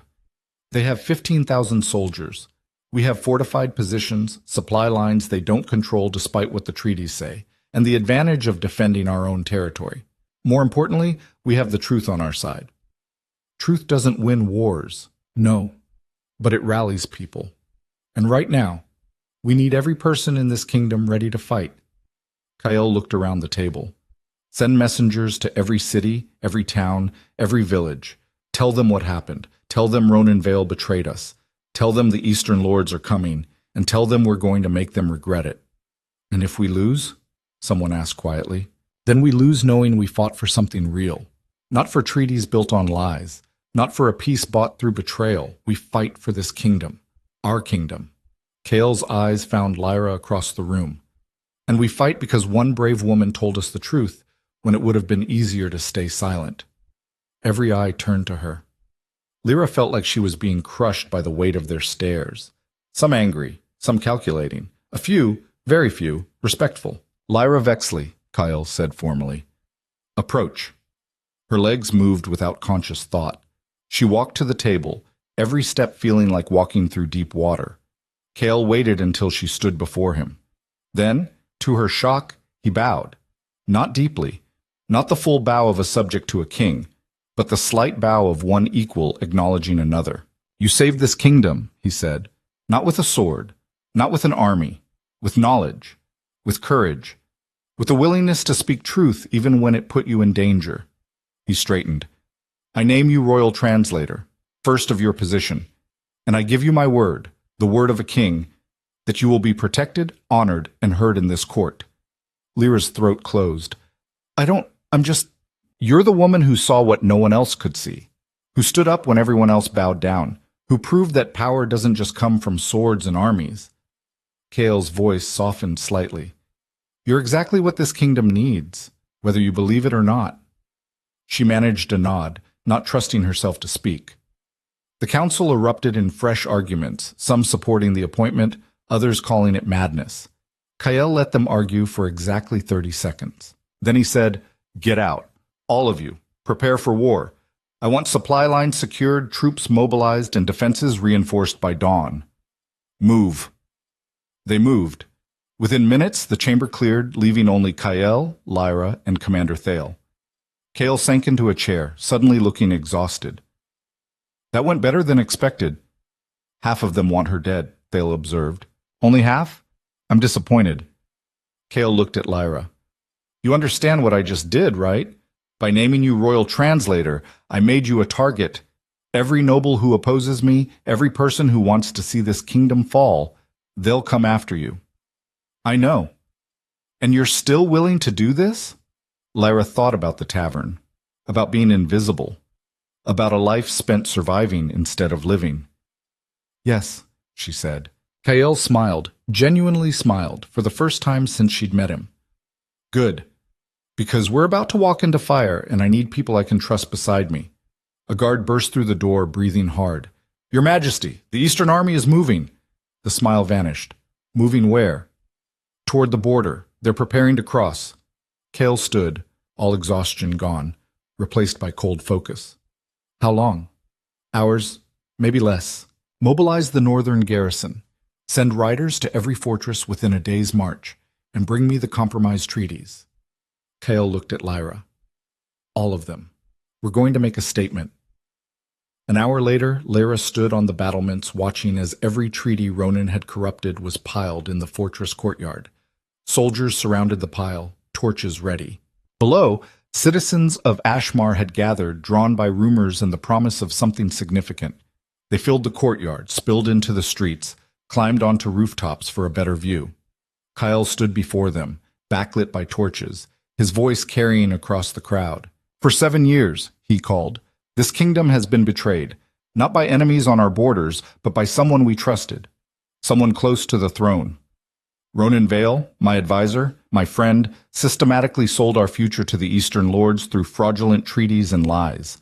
The crowd murmured, shocked whispers spreading like fire. He's dead now, killed in single combat after confessing his crimes. But his betrayal lives on in these documents.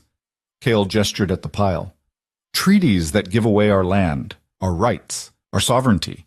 All of it hidden in a language no one could read. Until her. He pointed at Lyra.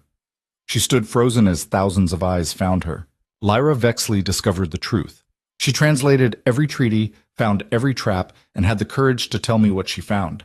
Even knowing it could cost her life, even knowing I might not believe her, she told the truth anyway. Cale picked up a torch. These treaties are worthless. They were signed based on lies, and we will not honor them. He threw the torch onto the pile.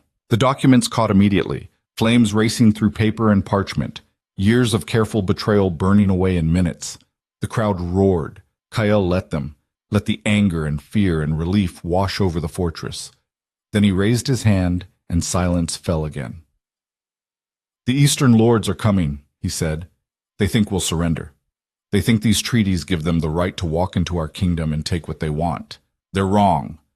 Another roar, louder this time. We will not surrender. We will not bow.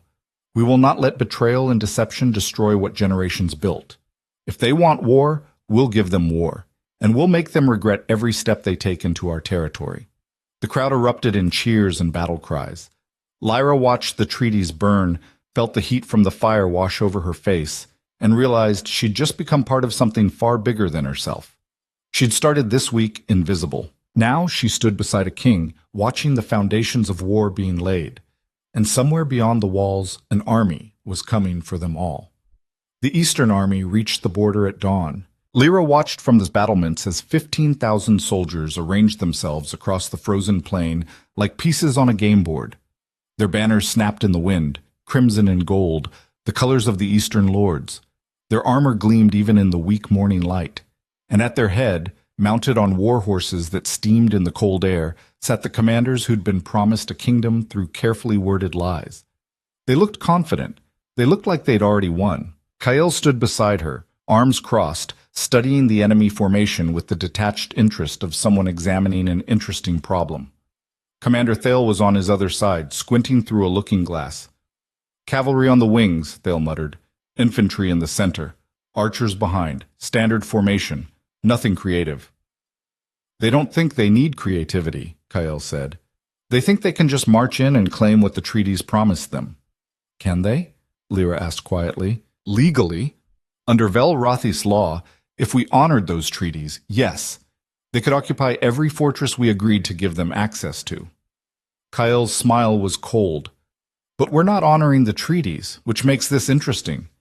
A rider broke from the eastern lines carrying a white flag. He rode to the midpoint between the armies and stopped, waiting. They want to talk, Thale said.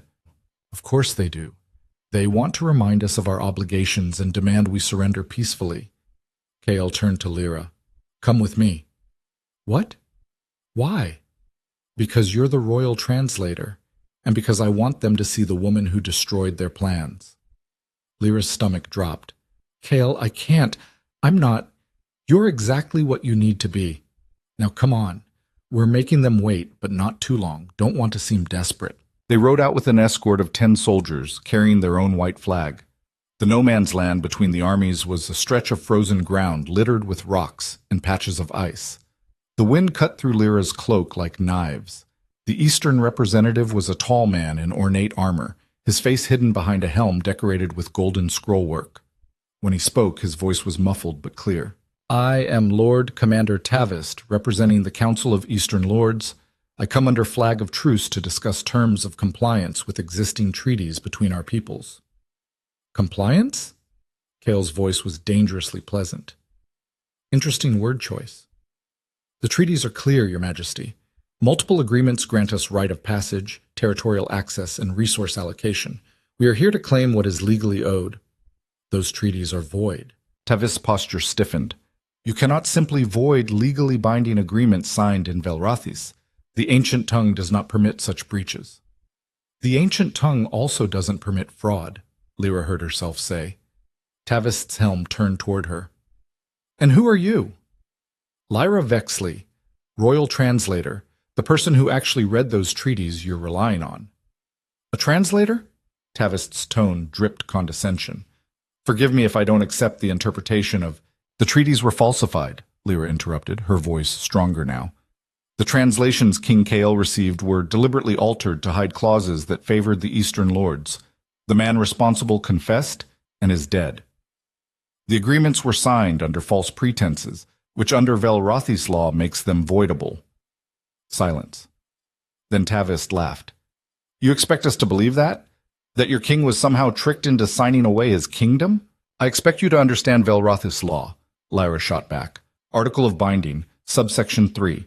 Any oath sworn under deception carries no weight, and the deceived party may nullify without consequence.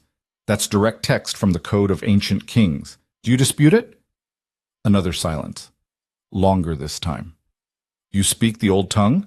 Tavist asked, and now his voice held uncertainty. Fluently. Do you? I have advisors. I didn't ask about your advisors. I asked about you. Can you read Velrothis? Can you verify that your own copies of these treaties say what you think they say? No answer. Kael smiled. My translator has a point, Lord Commander. How do you know your own people haven't lied to you? How do you know those treaties are legitimate? Because they were verified by your own advisor. Ronan Vale personally confirmed. Ronan Vale was a traitor, Kael said flatly. He spent 12 years undermining my kingdom as revenge for his brother's death. He falsified translations, corrupted treaties, and sold us out to you piece by piece. And when his treachery was discovered, he confessed in front of witnesses before dying in single combat. Tavist's horse shifted nervously beneath him. You're lying. Am I? Ask your own commanders. Ask them if Ronan Vale ever contacted them directly. Ask them if he promised them an easy conquest. Ask them how a translator's death and a servant girl's appearance could unravel years of careful planning. Kael leaned forward in his saddle. The only people lying here are the ones who convinced you this was legal. We have 15,000 soldiers, and we have the truth. We have fortresses you don't actually control. We have supply lines you can't access. And we have a population that now knows exactly how you tried to steal their kingdom through legal manipulation. Kael's voice hardened. March your army home, Lord Commander. Tell your masters the treaties are void. Tell them if they want this territory, they'll have to take it by force, and we'll make them bleed for every mile. You're declaring war. No. You declared war when you tried to conquer us through fraud. I'm just refusing to make it easy for you. Tavis sat perfectly still for a long moment. Then he said, The council will not accept this. The council can try explaining to their own people why 15,000 soldiers are dying in foreign territory over treaties that were invalid from the start. How long do you think that'll take? How many of those soldiers will desert when they realize they're fighting for a lie? You presume too much. I presume you're smarter than your masters, that you can see the difference between a legitimate campaign and a doomed gamble. Kael gestured at the army behind Tavist. Those soldiers trust you to lead them wisely. Are you going to march them into a meat grinder over paperwork? Tavist's helm turned, looking back at his own forces. Lyra could almost see the calculation happening behind the golden scroll work. We will withdraw, he said finally, but only to consult with the council. This is not over. Fair enough? But next time you come with an army, make sure you're actually entitled to what you're claiming. Otherwise, you're just invaders, and we kill invaders. Tavis jerked his horse around and rode back toward his lines without another word. Kael watched him go, his expression unreadable. Then he turned to Lyra. Well done. I just quoted the code. You just made a professional soldier doubt his own mission using nothing but knowledge and confidence. That's not just anything. Kael turned his horse. Come on, let's see if it worked. They rode back to their own lines in silence. Behind them, the Eastern army remained motionless, banners snapping in the wind, waiting. By midday, scouts reported movement in the Eastern camp. Not an advance, a withdrawal. Slowly, carefully, the army began pulling back from the border. Not fleeing, this was too organized for that, but retreating with military precision. By sunset, they were 3 miles from the border. By the next morning, they were gone entirely, leaving only trampled ground and cold fire pits as evidence they'd been there at all. The fortress erupted in celebration. Soldiers cheered on the battlements. Servants danced in the courtyard. Nobles who'd been demanding Lyra's head the day before now nodded to her in grudging respect when she passed in the corridors. Kael called an emergency council session. This time, when Lyra entered the chamber, the hostility had shifted to something else. Not quite acceptance. She could still see calculation in their eyes, but recognition. They couldn't dismiss her anymore. She'd stood before an enemy army and made them retreat with words. That commanded respect, whether they liked it or not. "The Eastern Lords have withdrawn," Kael announced. "For now. They'll regroup, consult with their council, possibly try again. But we've bought time." "Time for what?" Lord Brennan asked. He looked older than he had a week ago, the stress carving new lines into his face. Time to rebuild. Time to secure actual alliances instead of fraudulent ones. Time to make sure this never happens again. Kael looked around the table. "We were vulnerable because we relied on one translator, one man whose death or corruption could undermine everything. That changes now." "How?" someone asked. "We train more translators. We establish a school dedicated to ancient languages, starting with Velrothis. We make this knowledge accessible so it can never be weaponized against us again." "That will take years." "Then we start now." Kael gestured to Lyra. "Our royal translator will oversee the program. She'll select students, develop curriculum, ensure the language is taught properly. And every treaty, every contract, every agreement this kingdom signs will be translated by multiple independent sources and verified before any king puts their seal on it." Murmurs around the table, some approving, some skeptical. "In the meantime," Kael continued, "we renegotiate with our neighbors. Honest terms this time. Fair agreements that don't hide traps in ancient grammar. We rebuild our reputation as a kingdom that keeps its word, because our word will actually mean what we say it means." "And if the Eastern Lords return with a larger army," Brennan pressed, "then we fight. But we fight from a position of strength, with fortifications they don't have legal access to, with supply lines they can't claim rights over, and with a population that knows exactly what they're fighting against." Kael's eyes swept the council. "We were nearly conquered by paperwork. We won't make that mistake again."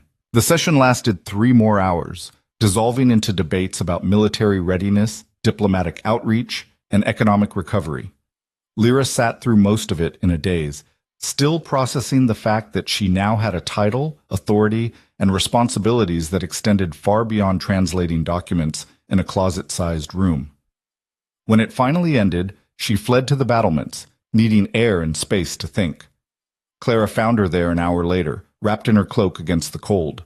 "You're famous," Clara said, leaning against the stone wall beside her. "I don't want to be famous. I want to be invisible again." "Too late for that. There are songs about you already. The servants are singing them in the kitchens." Lyra groaned. "Songs?" "The Tavern Girl Who Saved a Kingdom. It's actually pretty catchy. Terrible rhyme scheme, but catchy." Clara smiled. "You should be proud. You did something impossible." "I just read some documents. You exposed a conspiracy, saved the kingdom from invasion, and made an army retreat without a single sword being drawn. That's not just anything." Clara's expression softened. "People like us, servants, invisible people, we're not supposed to matter. But you proved we can. You proved that knowledge matters as much as swords, maybe more. It doesn't feel like victory. It feels like I barely survived. Most victories feel like that. The clean ones only exist in songs." Clara squeezed her shoulder. "But you did survive, and now you get to decide what comes next. That's more than most people ever get." Lyra looked out over Ashmar. The city sprawled below the fortress, lit by thousands of cookfires and lanterns. People down there were celebrating, drinking, probably telling exaggerated stories about what had happened. They didn't know how close they'd come to occupation, how many of them would have died if the Eastern Lords had actually invaded. They didn't need to know, they just needed to believe they were safe. And for now, they were. Footsteps behind them. Kael emerged from the stairwell, still in his armor, looking like he hadn't slept in days. "Lyra, a word?" Clara took the hint and disappeared down the stairs. Kael joined Lyra at the wall, looking out over the city with the same tired expression. "I owe you an apology," he said after a moment. Lyra blinked. "For what?" "For putting you in danger, for making you a target, for dragging you into a situation that could have gotten you killed." He turned to face her. "You didn't ask for any of this. You were just trying to survive. And I pulled you into court politics, conspiracies, and damn near started a war around you. You didn't drag me. I corrected you in that tavern. I chose to speak. You chose honesty. I chose to exploit it. Kale's jaw tightened. I've made a lot of decisions as king, some good, some terrible. But naming you royal translator without asking if you even wanted the position, that might be one of the worst. Why? Because you deserved a choice. Deserved to decide if you wanted this life or if you'd rather go back to being invisible. He pulled something from his pocket, a small pouch that clinked with the sound of coins. There's enough here to start over anywhere in the kingdom. New city, new name, new life, if you want it. Lyra stared at the pouch. A week ago, she would have taken it without hesitation, would have run as far and fast as she could from this fortress, this court, this crushing weight of responsibility. But something had changed. She'd spent her entire life being invisible because being seen was dangerous. And it had kept her alive, yes, but it had also kept her small, powerless, forgettable. Now people saw her, feared her, respected her, resented her, but they saw her, and she realized she didn't want to disappear again. Keep your coin, she said quietly. Lyra, I'm not leaving. I'm not running. I'm staying. She met his eyes. Not because you named me translator, not because of the title or the position or whatever authority comes with it. I'm staying because what we're building here matters. Teaching people Velrathis, making sure ancient knowledge isn't lost or weaponized, ensuring treaties actually mean what they say, that matters. It's dangerous work. So is serving in a tavern full of drunk soldiers. At least this danger serves a purpose. She smiled slightly. Besides, someone has to make sure you don't sign any more fraudulent treaties. Might as well be me. Kale studied her for a long moment. Then, slowly, he smiled back. You're either very brave or completely insane. I've been told they're the same thing. He laughed. Actually laughed, the sound rough and surprised. Fair enough. He pocketed the coin pouch. Then welcome to the most thankless job in the kingdom. You'll work impossible hours, make enemies in every faction, and constantly risk assassination by people who preferred it when power came from swords instead of words. Sounds perfect. You're definitely insane. But his tone was warm. We start building the translation school next week. I'll need you to help select the first students, people you trust to learn without corrupting the knowledge. That's a tall order. You'll figure it out. You figured out everything else. Hale turned to leave, then paused. One more thing. The nobles are planning something. I don't know what yet, but Brennan's been meeting with others in private, whispered conversations that stop when I enter rooms. You think they're planning to move against you? Against us. You're part of the Crown's authority now. That makes you a target for anyone who wants to weaken my position. His expression hardened. Watch your back. Trust Clara. She's proven loyal. But be careful around everyone else. Even you? Kale's smile was sharp. Especially me. I'm a king. Trust is a luxury I can't afford. He left. Lyra stood alone on the battlements, watching the sun set over Ashmar, and wondered what she'd gotten herself into. The next week was a blur of activity. Lyra threw herself into planning the translation school with the same focus she'd used to survive the tavern. She interviewed potential students, mostly younger nobles' children who showed aptitude for languages, along with a few promising servants who could read. She designed curriculum based on how her mother had taught her, emphasizing precision and context over memorization, and she dealt with the politics. Because Kael had been right. The nobles were moving. It started subtly. Invitations to dinners that never quite materialized. Conversations that ended when she approached. Small slights designed to remind her she wasn't one of them, would never be one of them, no matter what title the king gave her. Then it escalated. Someone started a rumor that Lyra had fabricated the conspiracy, that Ronan had been innocent, and Kael had killed him based on lies. The rumor spread through the servant quarters like fire through dry grass. Claire confronted Lyra about it one evening. People are talking, saying you manipulated the king, that you're dangerous. Do you believe them? No. But I'm not the one you need to convince. Clara lowered her voice. Lord Brennan is gathering signatures.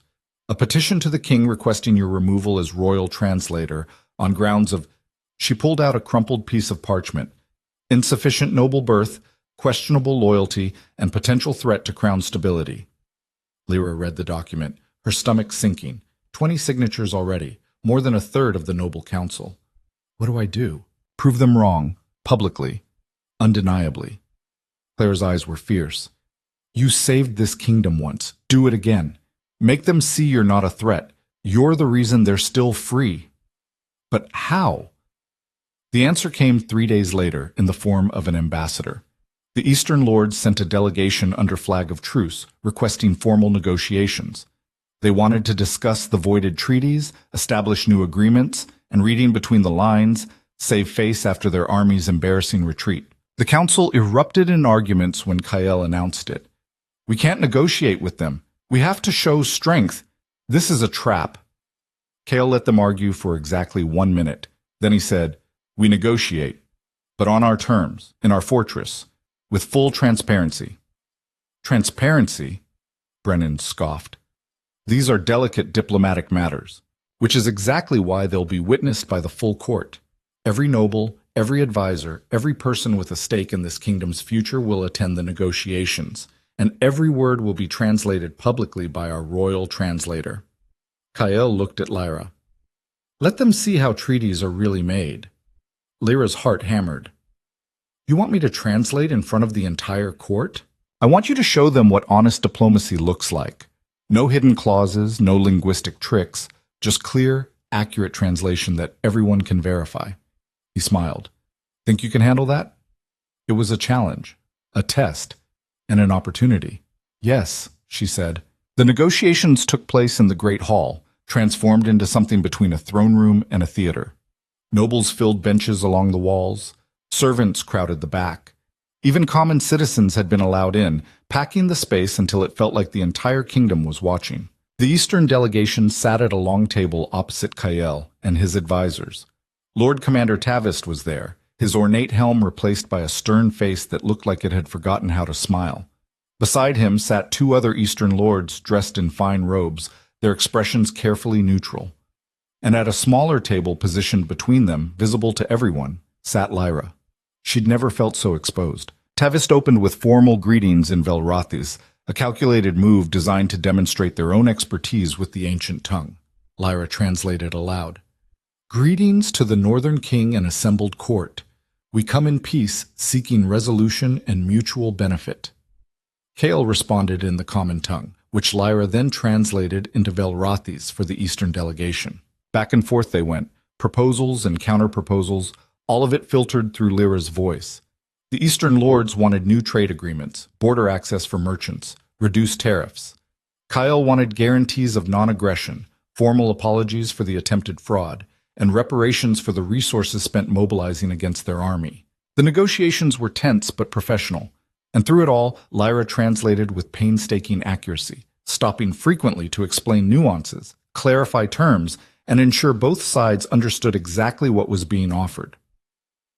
The court watched in fascination. This was nothing like the backroom dealing they were used to. This was transparent, methodical, and, most importantly, honest. 4 hours into the negotiations, one of the Eastern Lords tried to slip in a clause that would have granted them cultural exchange access to northern cities. It sounded innocent. Lyra caught it immediately. Excuse me, she said, interrupting the flow. Lord Kael, the phrase they just used, Horval Nethrin Shalmek, doesn't mean cultural exchange. In Velrothis, it specifically means right of settlement for cultural preservation purposes.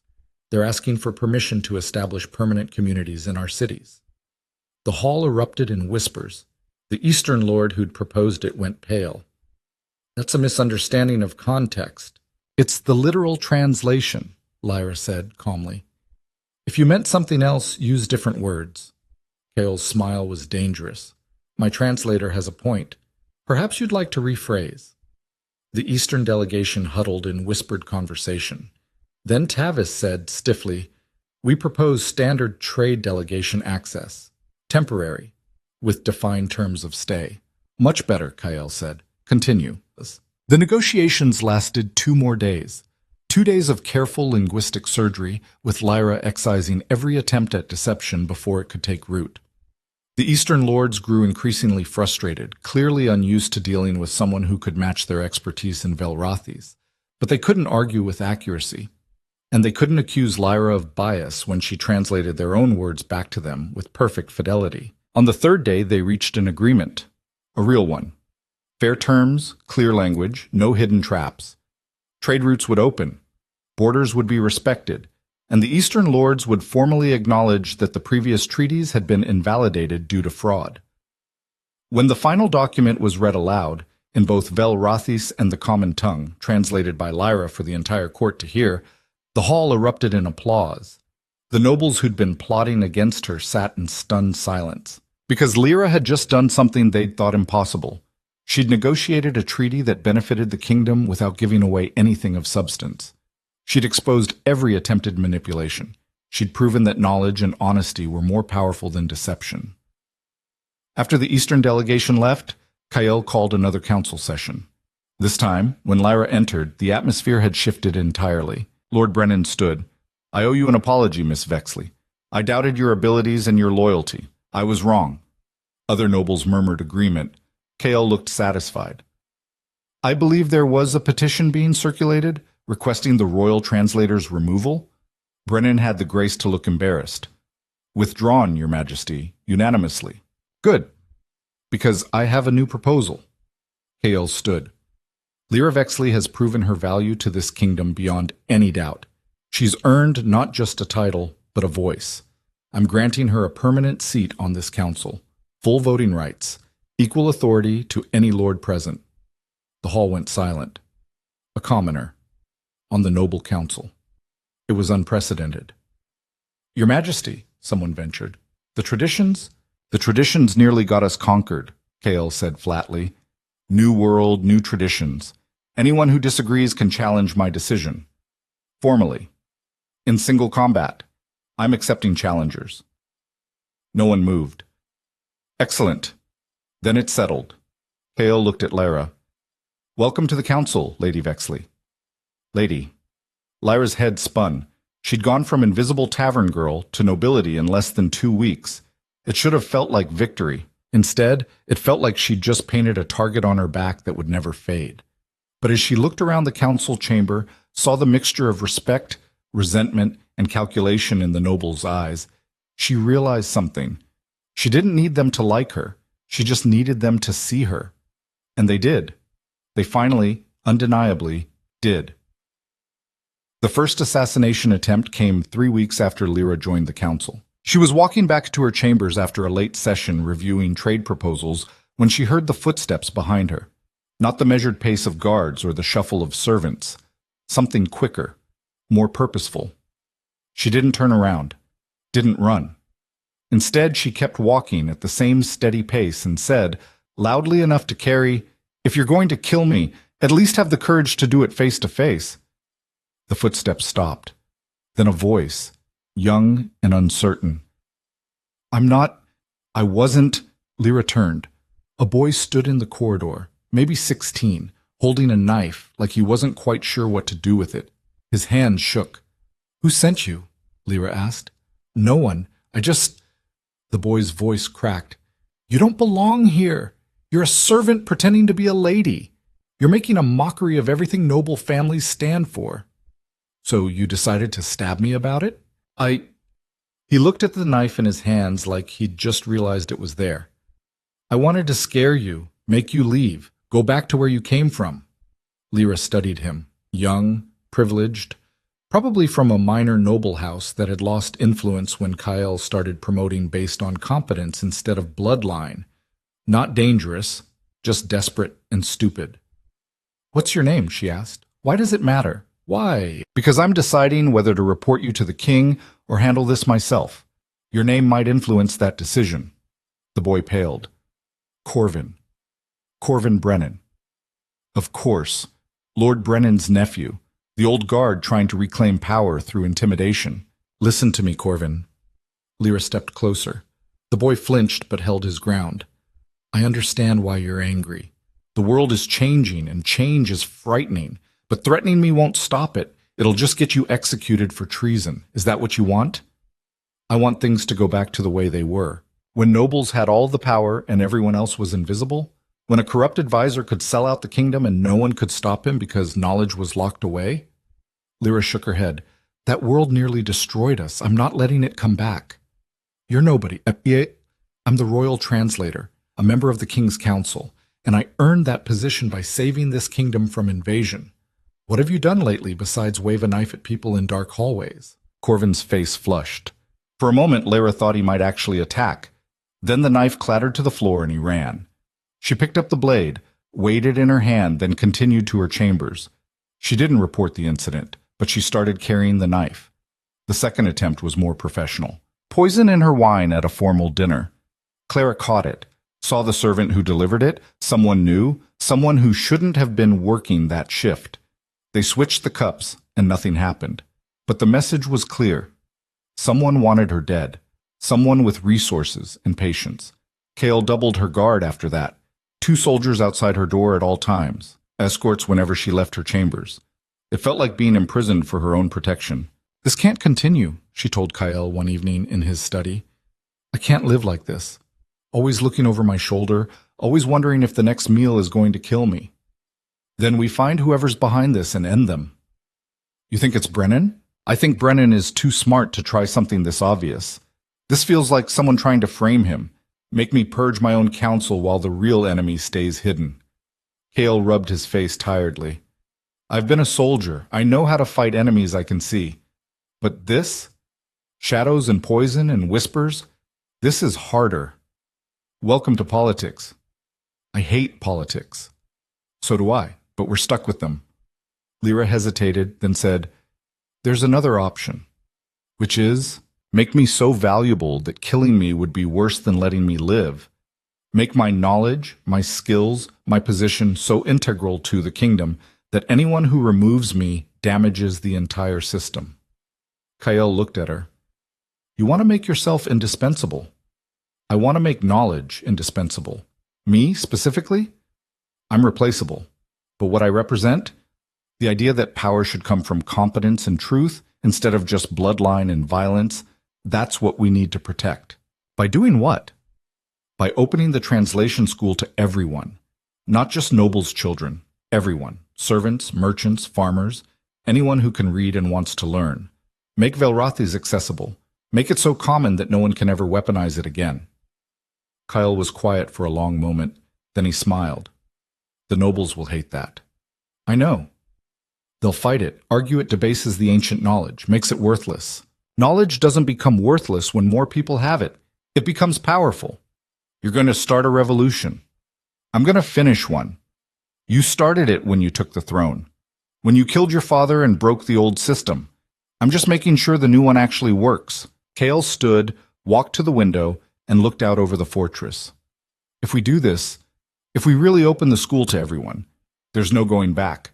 The entire structure of noble privilege gets undermined. Some families will lose everything they think defines them. Good. Let them find new things to define themselves with, like actual accomplishments instead of inherited titles. He laughed. You sound like a revolutionary. I sound like someone who was invisible her whole life and finally has a voice. I'm not wasting it. Kale turned back to her. All right. Open the school, make it public, and let's see what happens when knowledge stops being a weapon the powerful hold over the weak. The announcement came at the next full council session. Kyle laid out the plan with brutal efficiency.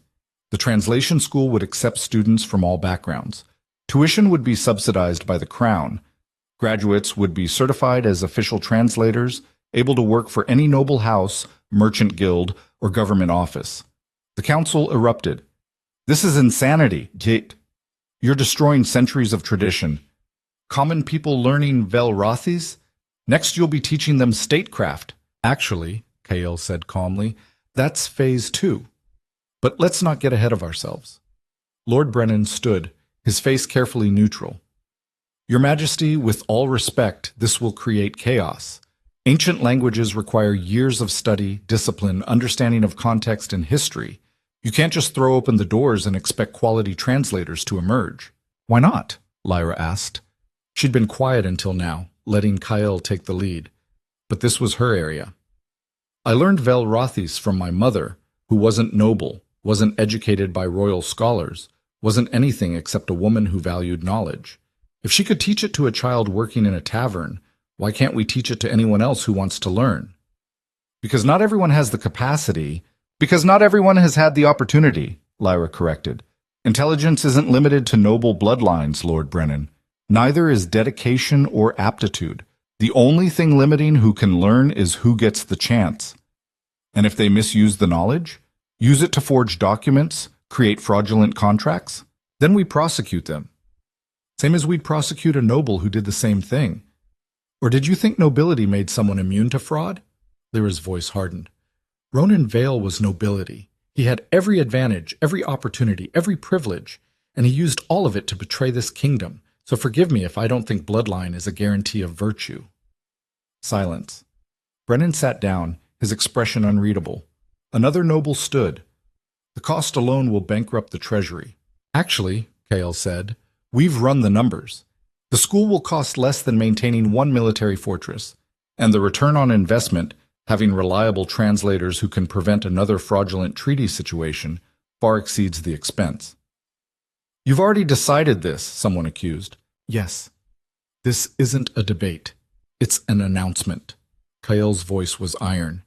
The school opens in 3 months. Lady Vexley will oversee curriculum and admissions. Any noble house that wants to contribute resources or sponsor students is welcome to do so. Any house that tries to sabotage it will be considered enemies of the crown. Are we clear? No one argued, but Lyra could see the resentment in their eyes, the fear. Because this wasn't just about a school. It was about power shifting away from them and toward a broader population they couldn't control. They'd fight back. Somehow. Eventually. She just had to be ready when they did. The attack came during the school's opening ceremony. 3 months of preparation, 3 months of interviewing students and developing lesson plans and fighting off subtle attempts at sabotage.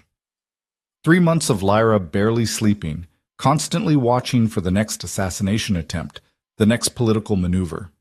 But they'd made it. The school was ready. 20 students, half from noble families, half from common backgrounds, stood in the newly constructed building on the fortress grounds, ready to begin learning Velrothis. The ceremony was simple. Kael would say a few words. Lyra would welcome the students. Then lessons would begin. They never got that far. Halfway through Kael's speech, a commotion erupted at the back of the crowd. Shouts, the clash of steel. Armed men burst through the gathered crowd, not soldiers but mercenaries in mismatched armor. 20 of them, maybe more, moving with the coordination of professionals. They weren't targeting Kael. They were targeting the school building. "Fire!" someone shouted. The mercenaries hurled torches through the windows. Flames caught immediately. They doused the interior with oil beforehand. Within seconds, the building was engulfing in fire. The students screamed, scrambling away from the heat. Kael's guards rushed forward, engaging the mercenaries. Steel rang against steel. People fled in panic. Lyra stood frozen, watching years of work, months of preparation, burn. Then she saw the books, the carefully copied texts, the Velrothi's grammars and dictionaries, the translations and lesson plans, all of them inside the building, all of them burning. She ran. "Lyra, no!" Clara's voice distant and desperate. But Lyra was already moving, pushing through smoke and heat toward the entrance. The doorway was a wall of fire, but she could see past it to the main classroom where the books were stored on shelves. Someone grabbed her arm, yanked her back. Kael. His face was smoke-stained and furious. "Are you insane? The books, all our work, can be rewritten. You can't." He pulled her away from the building as part of the roof collapsed in a shower of sparks. "Let it burn. We'll rebuild." "We can't. Those were the only copies." Lyra's voice broke. "Everything my mother taught me, every translation I made, all the evidence from the Ronan investigation. It's all in there." Kael's expression shifted. "Evidence? I kept copies, documentation, everything that proved how the betrayal happened. I was going to use it for teaching, to show students how language could be twisted. And now it's gone." Kael's jaw tightened. Convenient. They watched the building burn, surrounded by chaos. The guards had subdued most of the mercenaries, but a few had escaped into the fortress. People shouted for water, for healers, for order. And Lyra stood there feeling like she'd lost everything again. Then she heard it. Someone speaking. The words distant but clear. Velrothis. She turned, scanning the crowd. There. One of the students, a girl maybe 14, reciting from memory. The opening passage of the Code of Ancient Kings. The first lesson Lyra had planned to teach. Another student joined in. Then another. They were reciting the lessons Lyra had taught them during preliminary sessions. Word for word, perfect pronunciation. Tears burned Lyra's eyes. The books could burn, the building could fall. But the knowledge, the actual living knowledge, existed in the minds of the students. It couldn't be destroyed by fire. They remember, she whispered. Cale heard her. Understood. His hand found hers and squeezed. The fire burned through the night. By dawn, nothing remained of the school building except charred beams and smoking rubble. But in the fortress courtyard, as the sun rose over Ashmar, Lyra stood before the 20 students and continued their first lesson. No building, no books, no formal structure. Just her voice and their minds and the ancient language that had survived empires falling. By midday, word had spread. Citizens gathered to watch. Nobles emerged from the fortress to see what was happening. Lyra taught for 6 hours straight, her voice hoarse, her body exhausted. But she didn't stop. Couldn't stop, because this was the revolution. Not the building, not the official ceremony. This, knowledge being passed openly, freely, to anyone willing to learn, this was what would change everything. When she finally paused, throat too raw to continue, one of the students stood. I can teach the next section, the girl, her name was Mira, said. I have it memorized. Another student volunteered to teach grammar, another to lead pronunciation practice. The lesson continued without Lyra. She stepped back, watching them take ownership of their own education, and realized something profound. She wasn't necessary anymore. The school would exist with or without her. The knowledge would spread because the students would teach others, who would teach others, until the language was truly part of the kingdom's fabric again. That's when Kael made his announcement. He strode into the courtyard, still in smoke-stained armor, and climbed onto a platform where everyone could see him. Last night, he called, his voice carrying across the gathered crowd, someone tried to destroy our future. They burned the school, thinking that would end this experiment. They were wrong. The crowd murmured. Knowledge doesn't live in buildings. It lives in people. And the people of this kingdom have proven they're ready for it, willing to fight for it, determined to preserve it. Kael's eyes found Lyra. Our royal translator has shown us that power comes from understanding, from truth, from the courage to speak even when it's dangerous. And I have decided that such courage deserves to be recognized. He gestured for Lyra to join him on the platform. She climbed up, heart hammering with no idea what was coming. Kael reached into his coat and pulled out a small box. When he opened it, Lyra saw a ring, not ornate, but solid and well-made, bearing the royal seal. The council has demanded I take a queen, Kael said.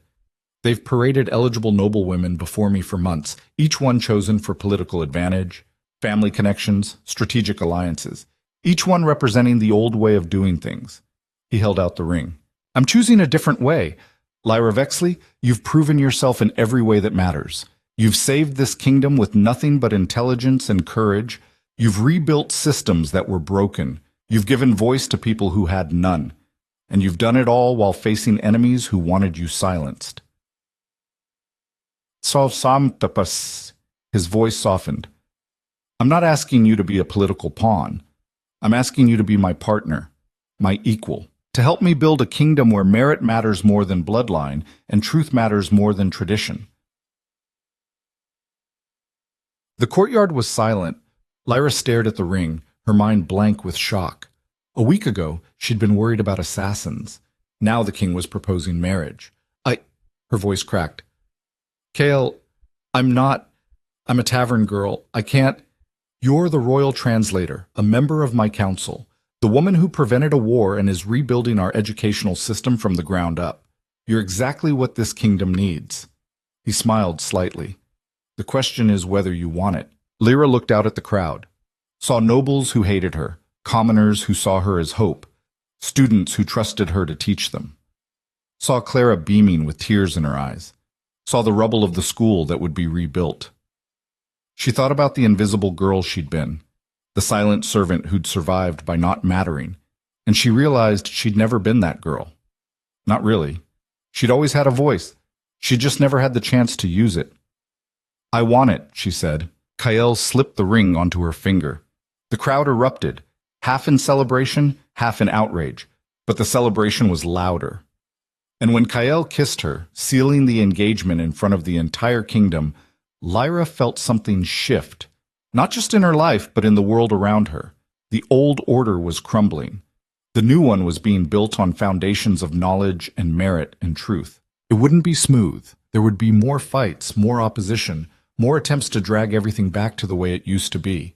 But standing beside Kael, watching the students continue their lesson in the ruins of the school, Lyra knew they'd win, because you couldn't burn down an idea whose time had come. The wedding took place 3 months later, in the Great Hall of Draven's Keep. Lyra wore a dress that was beautiful but practical, designed more for movement than display. Her mother's silver pendant hung at her throat, the only jewelry she wore besides the engagement ring. The ceremony was conducted in both the common tongue and Velrathis, translated by Mira and 3 other students who'd progressed far enough to handle the formal language. Lyra had insisted on that, making the wedding a demonstration that knowledge was no longer locked away, that anyone could access the ancient words if they put in the work.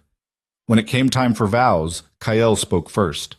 "I swear to honor you as my equal, to trust your wisdom, and to build a kingdom worthy of your courage." Simple, direct, very Kael. Lyra took a breath. "I swear to speak truth even when it's hard, to use knowledge for good, and to never let power make me forget what it's like to be invisible." The hall was packed. Nobles in fine clothes, common citizens allowed in for the occasion, foreign dignitaries from kingdoms curious about the Northern Realm's unusual choice of queen. When the ceremony concluded, when Lyra officially became Queen of the Northern Reach, she felt the weight of it settle over her like a cloak. But it wasn't crushing. It was purpose. The celebration lasted 3 days, and on the 4th day, Queen Lyra Vexley returned to the rebuilt school, bigger now, with space for 100 students, and taught her first lesson. Because being queen didn't mean abandoning what made her valuable in the first place. Years later, when historians would write about the transformation of the Northern Reach, they'd point to this moment as the turning point. When a kingdom that had ruled through violence and tradition began ruling through knowledge and merit. They'd call it the Velrian Revolution, named after the ancient language that sparked it. But Lyra always thought of it differently. It wasn't a revolution. It was just what happened when you gave people who'd been invisible a chance to be seen. When you armed them with knowledge instead of swords. When you built power on truth instead of deception. The school grew. Within 5 years, there were branches in every major city. Within 10, every child in the kingdom learned basic Velrathis alongside the common tongue. Treaties became transparent. Contracts became clear. The kind of conspiracy Ronan had orchestrated became impossible because too many people could read the language to hide traps in it. Other kingdoms noticed. Some adopted similar systems. Others clung to the old ways and slowly collapsed under the weight of their own corruption. The Northern Reach thrived, and at the center of it all was a woman who'd started as a forgotten servant and ended as a queen who'd reshaped the world. Lyra never forgot where she came from. She kept the old book her mother had given her in her chambers, its pages more fragile with each passing year. Sometimes she'd read from it, remembering the lessons learned in secret, the fear of being discovered, the weight of carrying dangerous knowledge alone. But she didn't have to carry it alone anymore. Kael stood beside her as partner and equal, ruling with the same direct honesty that had drawn them together. They argued frequently about policy, about priorities, about the pace of reform, but they never lied to each other. Truth had saved them. They wouldn't abandon it now. On her 10th anniversary as queen, Lyra stood before the newest class of translation students and told them her story. About being invisible, about correcting a king, about discovering conspiracy and surviving assassination attempts and learning that courage wasn't the absence of fear, but the willingness to act despite it. "You all come from different places," she told them. "Noble families and common homes, cities and farms, rich backgrounds and poor ones. But here, in this school, none of that matters. What matters is whether you're willing to learn, whether you're willing to use knowledge responsibly, whether you're willing to speak truth even when it's dangerous. She looked around the room, seeing herself reflected in their faces. Young people hungry for opportunity, desperate to matter, ready to prove themselves. The world will try to make you small, she said. It will tell you that people like us don't belong in places of power, that we should stay invisible, stay silent, know our place. Don't believe it. You belong anywhere your knowledge and courage can take you. And if someone tries to stop you, correct them. The students laughed, recognizing the reference to her first meeting with Kael. Learn, Lyra continued. Grow. Use what you learn to make the world better. And never forget, knowledge is power, but only if you have the courage to use it. She dismissed the class and walked through the fortress to the battlements where she'd stood so many times before. The city sprawled below, prosperous and growing. In the distance, she could see the border where the Eastern Army had once threatened invasion, peaceful now, secured by honest treaties instead of fraudulent ones. Clara joined her, older now but still sharp-eyed and quick-witted. She'd risen to become the fortress's head administrator, managing everything Lyra and Kael were too busy to handle. Thinking about the old days, Clara asked, wondering if I ever really was that girl in the tavern. It feels like a different life. It was a different life. You built a new one. Clara smiled, and you dragged the rest of us into it, whether we were ready or not. Regret it? Not even a little. Clara looked out over the city.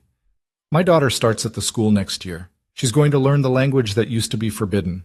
She's going to have opportunities I never dreamed of. That's because of you. That's because of everyone who was willing to try something different, led by you. Clara squeezed her shoulder. Don't diminish what you did. You changed the world. Own it. Lyra stood there as the sun set over Ashmar, painting the sky in shades of gold and crimson, and thought about the journey from invisible servant to visible queen. It hadn't been smooth, hadn't been easy. There had been moments when death felt closer than survival, when giving up seemed smarter than fighting on. But she'd spoken anyway. Had corrected a king in a language no one thought she knew, had exposed conspiracy and survived betrayal and rebuilt a system from smoking ruins. And in doing so, she'd proven that power didn't require violence or noble blood or ancient privilege. Sometimes it just required the courage to speak truth when everyone else stayed silent. She touched the ring on her finger, symbol of position and partnership and a promise to never stop fighting for the kingdom she'd helped reshape. Behind her, Kael emerged from the fortress, drawn by the same sunset that had captured her attention. He joined her at the wall, slipping his hand into hers. Good day? He asked. Taught a class. Reviewed treaty proposals. Prevented a minor diplomatic incident. Standard royal business. She smiled. You? Council meeting. Military exercises. Signed off on the new school expansion plans.